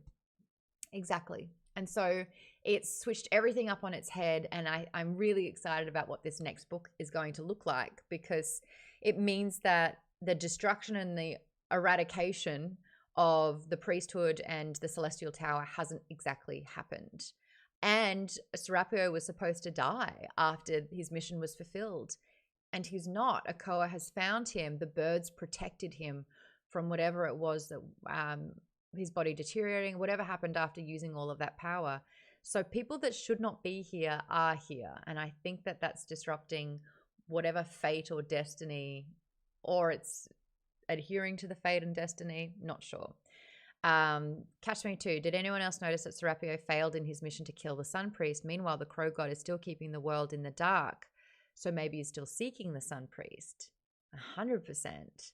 And will continue using Serapio as a vessel until the mission is complete. So Serapio will want to kill Narumpa. Okoa needs Narumpa for the alliance that I think might be building. Lisa says, wasn't there only like a 12-minute window for it to happen? There was, I think in the morning, an overload of sun, and then the no sun, and it should have come back and it's not. So it's staying dark for the moment. So everything's in a little bit of disarray, but sucks if you're a priest, aka the stormtroopers of this situation, as Kate aptly put it. There are a lot of parallels with Star Wars in this one. Oddball says, I think that Narampa before she went over the bridge, that Abba was played by the Golden Eagles clan. Bryce, what do you mean by that? Spill the tea. So I remember when she was on the bridge where the guards were getting ready to kill her, that I think she figured out that they were Golden Eagle and that Aba wasn't smart enough to plan everything about the takeover. Right. And then she let it out right before she went over. I need help understanding that a little bit more. She basically told Aba that you're not in charge. It's the Golden Eagles. It's the clan is in charge. You're just their puppet. Got it. Yes. Because the eagles are working together with someone else, but the water serpents, were more on her side, Earth's side. I will tell you, these are my weaker chapters. It ain't sticking like it should. The Water Striders, thank you so much. Darren says, I think the replacement Sun Priest had close ties with the Gold Clan. Oh, got it. Okay. How did everyone like the giant crows? Says B-Rock. So fucking cool. Now we're borrowing from Lord of the Rings with eagles and like giant birds. But I loved how when Serapio got into Tova, he put a blast out. He basically did an open call and was like, who's in? And it's Akoa's steed. That was like, I gotcha, what's going on? And he's like, I need you. And she's like, say no more. And just bails on Akoa and helps out Serapio. And I love that that's like Akoa, that's all Akoa needed. Where it's like, hold on, my bird was summoned to help and she's stayed by his side overnight. Oh, yeah. This guy's legit. This is the real deal. But seeing that beautiful relationship where he's able to kind of like, you summon the birds and like travel to the locations. It was really cool. Like a rock. Yes, ROC, a playable character in the Stronghold of Heroes of Might and Magic 3. It's a rock and it turns into a Vaden. The rock. What's the advanced upgraded version of a rock? I can't remember right now. Look it up. Maude, can I go back to the Narapu comments that you were making? Yes. I'm getting some real Game of Thrones vibes again with her, like kind of the prince who was promised, but almost like flipping it over the other side, the princess that was promised kind of vibes. Like I said, I mean, you guys know I haven't read the whole thing yet, but I don't know. Hearing you talk about it makes me think of that. Because of the destiny Kind of and the like fate that's Jon in play? Snow kind of destiny, yeah. Well, it's hard to remember, but it actually opens up with her resurrection already. It opens with her being her first scene. She's already, but you forget about it because it's like in chapter 3. I just went back and looked, and she's already being revived by the witch. But then then it takes 400 pages before they go back to that. What are you talking about? Wait, if you go to Narampa's very first scene, she's like, oh, she seems like if you search witch chapter 3, she's like, oh, she thought she was dead, or the witch thought she's dead, but she was actually breathing shallowly. And then it puts from her perspective the resurrection ritual the witch is doing at the very end in chapter 3. But you forget about it because it's like 400 pages before she actually gets thrown off the bridge again. I missed that completely. Yeah, I went back and looked at the very first scene Narampa's introduced. She's already being resurrected. Avery's like, I've read this book twice and I still forgot about that. Oh, yeah, isn't she getting like dragged by witches or something? Yeah, Brad, you're getting spoiled like that. Darren says it was made to look like she was about to be sacrificed. Whoa, that's clever. Exactly. That's exactly it.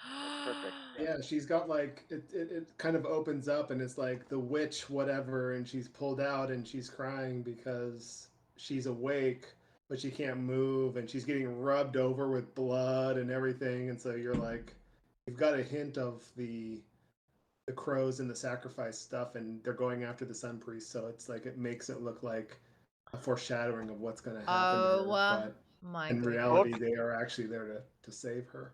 The book pulled a Tarantino on us. It's 100% did. That's so well done. Oh, Rebecca, you sneaky sneak. That's fantastic. I wouldn't have got that if we didn't have this book club. But shout out over on Twitch. The Titanus who joined, they're coming from TikTok, which is very sweet. Hello. Arson Fella says it's 4 a.m. It's 4 in the a.m. over here. But I just found your TikTok, saw you're on. It's good to see your content again. And Catty Loki fan says, I just wanted to say that you're my favorite TikTok creator. Please see this comment. Yes, you're usually on when I'm live, so thank you for your comments. The real Dallin says, I love you, Maude. That's sweet. Kev says, I miss SourceFed. Yeah, that's what happens when you post a SourceFed clip and it goes viral. You collect all the SourceFed crew. And now I'm talking about books and they're like, what? Yeah, I like reading. I got a book club. Thank you for joining us here. These books definitely foreshadowed for sure. Vaden says, I feel like looking back at the first chapter after finishing a book will reveal a lot. It's SAM somewhere. That's funny. That's actually quite funny. Do we hit all of our talking points? What do we think's gonna happen next? A lot. Akoa and Narumpa are gonna have their little pairings, so they're gonna have their chapters together. Shiala's trying to save. She's going into damage control. She's seeing people getting stampeded, and she's trying to help all of that.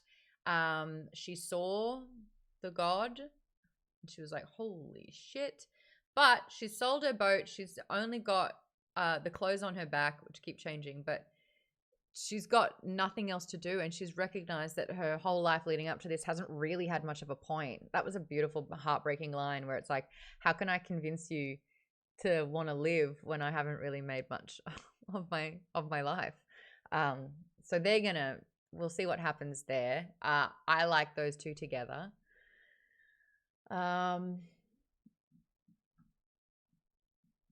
I think that there's going to be a lot more, I assume, a lot more about Shiala, because there's a lot of things that they're hinting about her, like her turning into a fish, or part fish, the mermaid thing, her powers, her memory loss wasn't really resolved, so I'm sure that's going to come in handy as well. So I feel like kind of like Serapia became an avatar of the Crow God, she'll become like an avatar or something like that of the sea.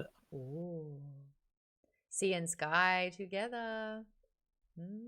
I like that. We had better read the next book. By my count, there were 4 separate cliffhangers, says Catch22. We're going to read the next book.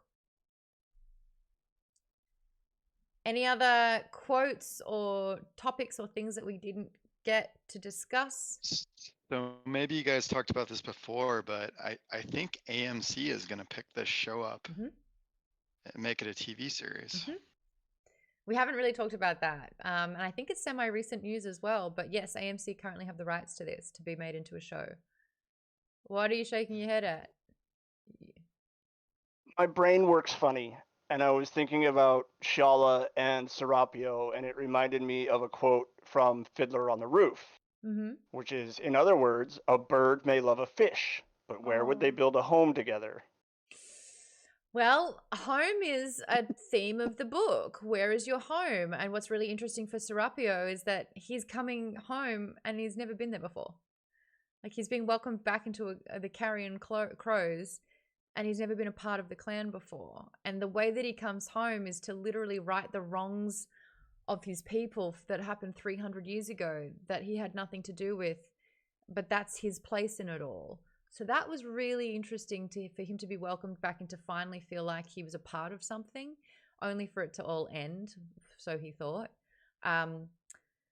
Shiala hasn't really got a home. The location of the Teaks is a mystery. She takes to the seas to sort of find purpose.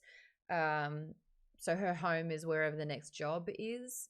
Narumpa's home was on the slums, and then she got sort of promoted to be Sun Priest, and her home was basically stolen from her, and she was ousted from it. So it's really interesting to kind of look at the notion of what home is. That's a really great quote, actually.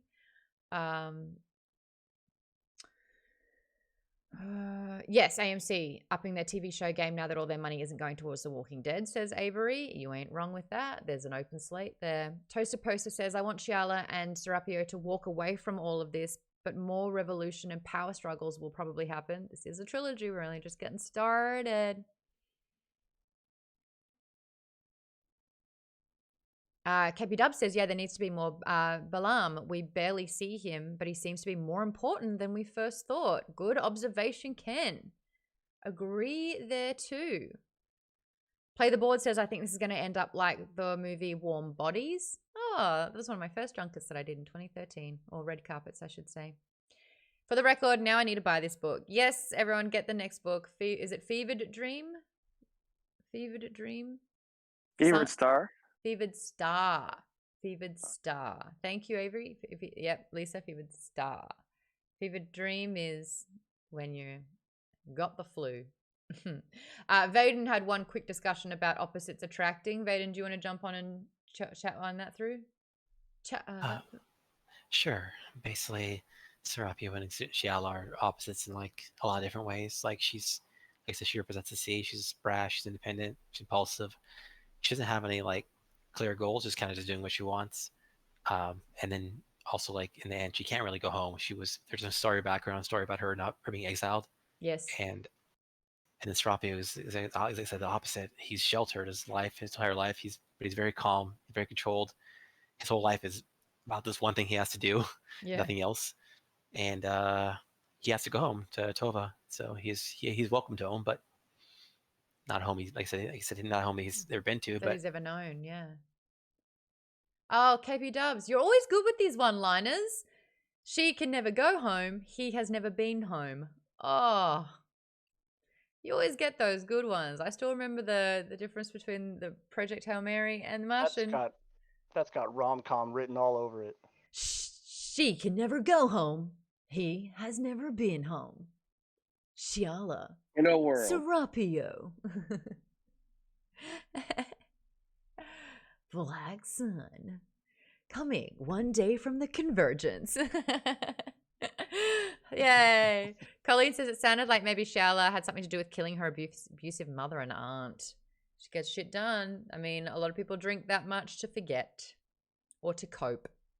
There's usually a reason behind it. All right, I'm going to use this last 4 minutes to try and build out next. Yeah. So January, February, March, April. Let's lock in some books. It sounds like April we're going to be doing the next book. Are we okay with, would you rather do them sort of close together and then revisit in August, or do we want to space it out? How are we feeling, crew? I'm in favor of doing them close together because I want more of this story. Good point. Yeah. Good point. My only thought was if we do the second book right away, then we have an even longer wait for the third book. That's why I was thinking we could do like April and August. That way it's kind of spaced out. Both good points. Thank you, Donor093, for resubbing for 5 months. Appreciate you. But we got two sides of the argument have been presented. Avery says if we wait until April, I might read it before that. Oops. KP Dubs is saying space it out. We need a poll. Tass, are you there? Can we get a poll happening? Poll number 1 is close. Poll option number 2 is spaced out. Throw them into the airlock. Space them out. What is this melody? Tass, are you good with polls? Do you remember how to do a poll? I did it once. Poll. Here we go. Oh, you did it. You did it. So vote right now. Do we want to do the book straight away? We can either do it in January. Yeah, January or April. January is close. April is spaced out. Kate's saying we should do Artemis in 2023 as well. Already bought the book. I'm ready to go. Pop that on the list. KP Dub says more off topic, but watch Andor. I really should. I really should. All right, there is an overwhelming vote looking like we want to space it out. So, Lise, let's pop Fevered Star in at April. Sorry, Avery. Sorry, Tim. If we can. There's Artemis, but I know that a few people wanted to go back to Dresden, like especially Thierry. Mm-hmm. Could do like a Dresden. And I think that's kind of easy just to pick up as well. If there's like, maybe that's a February. Maybe that's a February book because it's a smaller month. That's or a good idea. We should wedge it between two bigger books. Sorry, I'm the noob, but where was the poll? I'm like looking through all the chats. Oh, we put it on Twitch. Where are the polls? We put it on Twitch. Oh, okay. Yeah, we got it on Twitch. Do you want me to cast your vote for you? Do you want it closed or spaced out? It would have been April. Spaced out. Romance for February, Ken. Woo! Oh yeah, we could do romance for sure. All right, so January. One Last Stop is great. One Last Stop. Got sci-fi elements too. Ooh, tell me about that, Avery. Yeah, it's a romance book by Casey McQuiston. And it's like kind of light sci-fi because it's more romance, but it's basically like this girl moves to New York City and she meets this girl on the subway, and they keep meeting on the subway, and she basically finds out that she's like unstuck in time from the 70s, and it's like this partial sci-fi, partial romance of them trying to figure out how to get her unstuck, but she also falls in love with her, you know.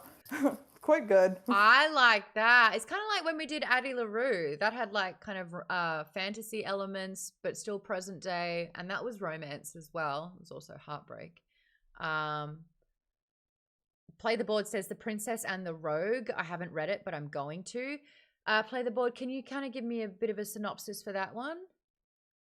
For The Princess and the Rogue. Just pop that in the chat. I'll read that one out. I like that. I like having a bit of a romance one for Feb. So let's put a placeholder in for romance, whether it's going to be One Last Stop or another. Lisa said, do we want to start Red Rising in January and do it every other month? He's about to release book 6. So that's literally, maybe we'll only do the first 3 and then set people on their way. Yeah, I mean, the first 3 are out. I think on the second set, the trilogy, the kind of like what we did for Mistborn. Basically, yeah, the 6th book isn't out yet, and there's going to be a 7th also, so we could always wait to read that. The first trilogy, though, is like, it's pretty much set. Like, you can finish the 3, and that would be like a complete series. Lisa, is it like how Mistborn is, where it's got the first trilogy that we finished, but then there's the second trilogy, where it's like the same thing, but it's like separate? I've only read the first 3. But I'm pretty sure book 4, it follows the same people, but it's like years later, I think. But like Mistborn is hundreds of years later, and it's a totally different character, so... That's something we could also do, because Brandon Sanderson just released The Lost Metal, which comes after the second series, because we could do like the Alloy of Law, like that trilogy as well, since we did the Mistborn ones. Put it on the list. Put it in the reserves. Yeah, those are shorter also, so they're not as hefty as the first. Shorter. Okay. Yeah. Okay, I like that. I also really want to do the Nevernight trilogy by Jay Kristoff. I've bought them. Be a great one. I've already bought them. I'm on with that. I think that would be a great series for us to do. Great. Pop it on the reserves, because I know is that a trilogy as well, or is that a duology? It's a trilogy and it's completed. Great. I want to do Poppy War as well. That's the year. That's the whole dang year already. Like, slot some Dresdens or something in between. A little bit of a Dresden. I feel like we could almost do two in do Dresden and like a Star Wars book. Holy shit! What did you just say? We've already mapped out 2023 for pretty much everything. Yeah. Oh wow! I feel like I'm gonna have to skip the Dresden books because I'll be so lost. because we're up to 5. We're up to number 5. Yeah. I would love to do if we're gonna do a Star Wars book. I would love to do Darth Plagueis or. I've never read it. I've never read it. Never read it either. Or the Bane trilogy is really good. Do I have it? Do I have Bane? Yeah, Darth Bane. The Bane trilogy is fantastic. I might even have Yeah, I think that's one issue with like any of the books that are like far off in a No, series. I don't have Darth Plagueis. Fuck, pop that on the list. Oh, What do people think? I really want to read. So what was that one? I was gonna suggest either The Peripheral because it was a show. That's William Gibson, it was pretty good. Or have you done Snow Crash yet? Nope. What's that? Neil Stephenson. No. Snow Crash is sort of like it's a Neil Stephenson. It's like a metaversey. It's kind of like a new Neuromancer. I find Snow Crash is very pre Ready Player One. Like it was Ready Player One before Ready Player One existed. Okay. Tames, look up the link for the spreadsheet. Pop a bunch in there. There's also fun. Okay. Darcy Coates has been releasing a whole bunch of stuff. I'd love to chat with again Darcy in October. Again. I'd love to chat with Darcy again if I can do that. Something that I'm working on for 2023 is to try and get. I was doing it with Nerdist, but then it didn't. Sometimes it would happen. Like we got Sean and Maguire, and Pat, and I'm trying to get Pat for Murderbot because he said so, and so I'm like, well, I'll take you up on that. Hopefully he's free in December though. But for the likes of Red Rising with Pierce, like I've already hit him up. I'm like, you open to it? And he's kind of like, yeah. And I'm like, great, I'll hold you to that. I contacted Matt Dinnerman, who's done the Dungeon Crawler Carl series that I can't shut up about. I was like, can I do a Q&A with you? And he's like, sounds great. And I'm like, yes, pop Dungeon Crawler Carl on there. I'm forcing you all to read this book series. And we could do like, God, I would almost dedicate a month where we just listen to a book a week. That's how I was listening to them. I love them so much. And you have to listen to them. You have to. It's amazing. But there are 5 books though, so there's 5 books. Yeah. And there's probably going to be 13 in the end. But I at least want to do the first 2. But it's the thing where reading them is one thing, but listening to them, it's just it's on a whole other level. I almost want to do that.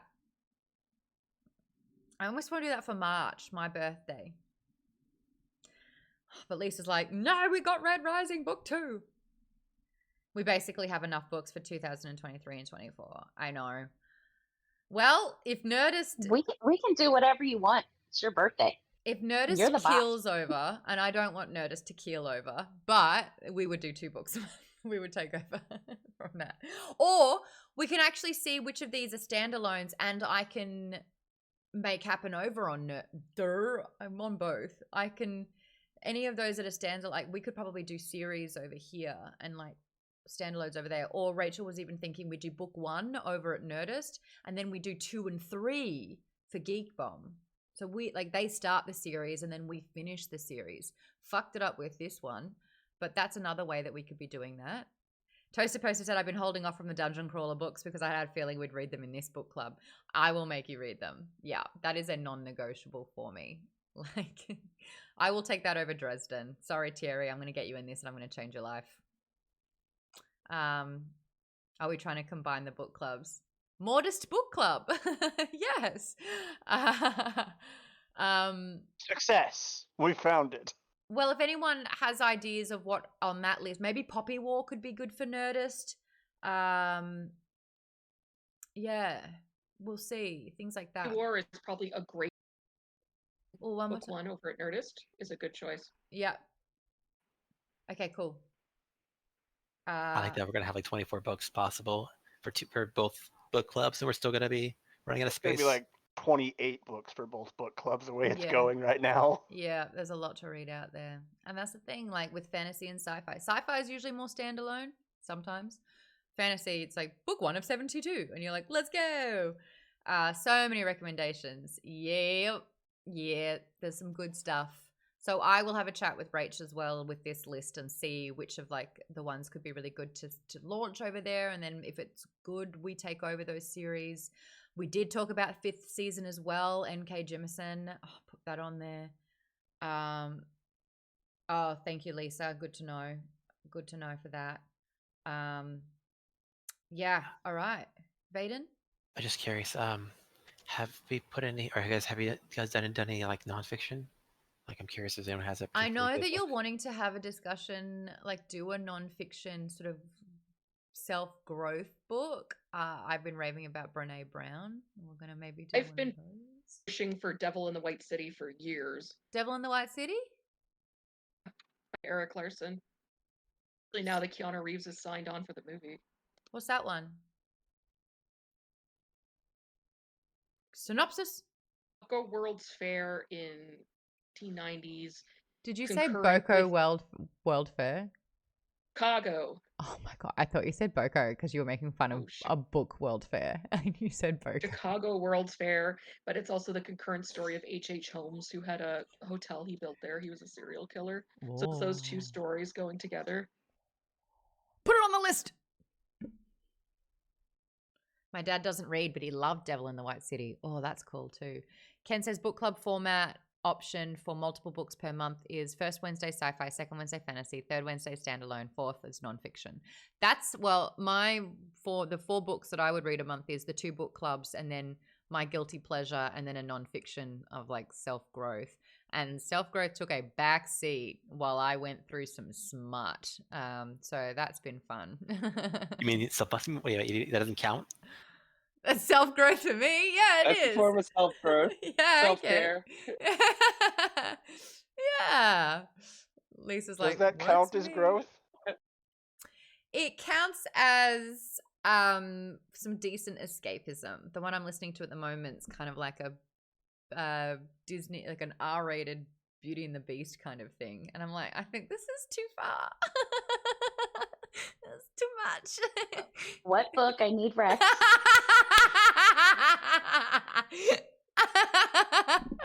Oh, that's great. It's on my Goodreads. Go for it. Okay, I feel good about. Is it more beauty or more? It's anytime they use a fantasy landscape and want to invite, actually not even just fantasy, like even contemporary fantasy with the Anita Blake series, but anytime there's like an incubus succubus kind of thing in there, you're done. Like it's game over. And they were introduced chapter 1 and I'm like, oh boy. Sometimes it's a good plot device. Sometimes it's just like, oh, yeah. Anyway, anywho, that's us done. Let's raid. Thanks for the follow, Cricket. 000H and Hoshk. Thanks for the follow earlier. Who's on right now? Oh, we know what's up. I like to pass on for a free movie night.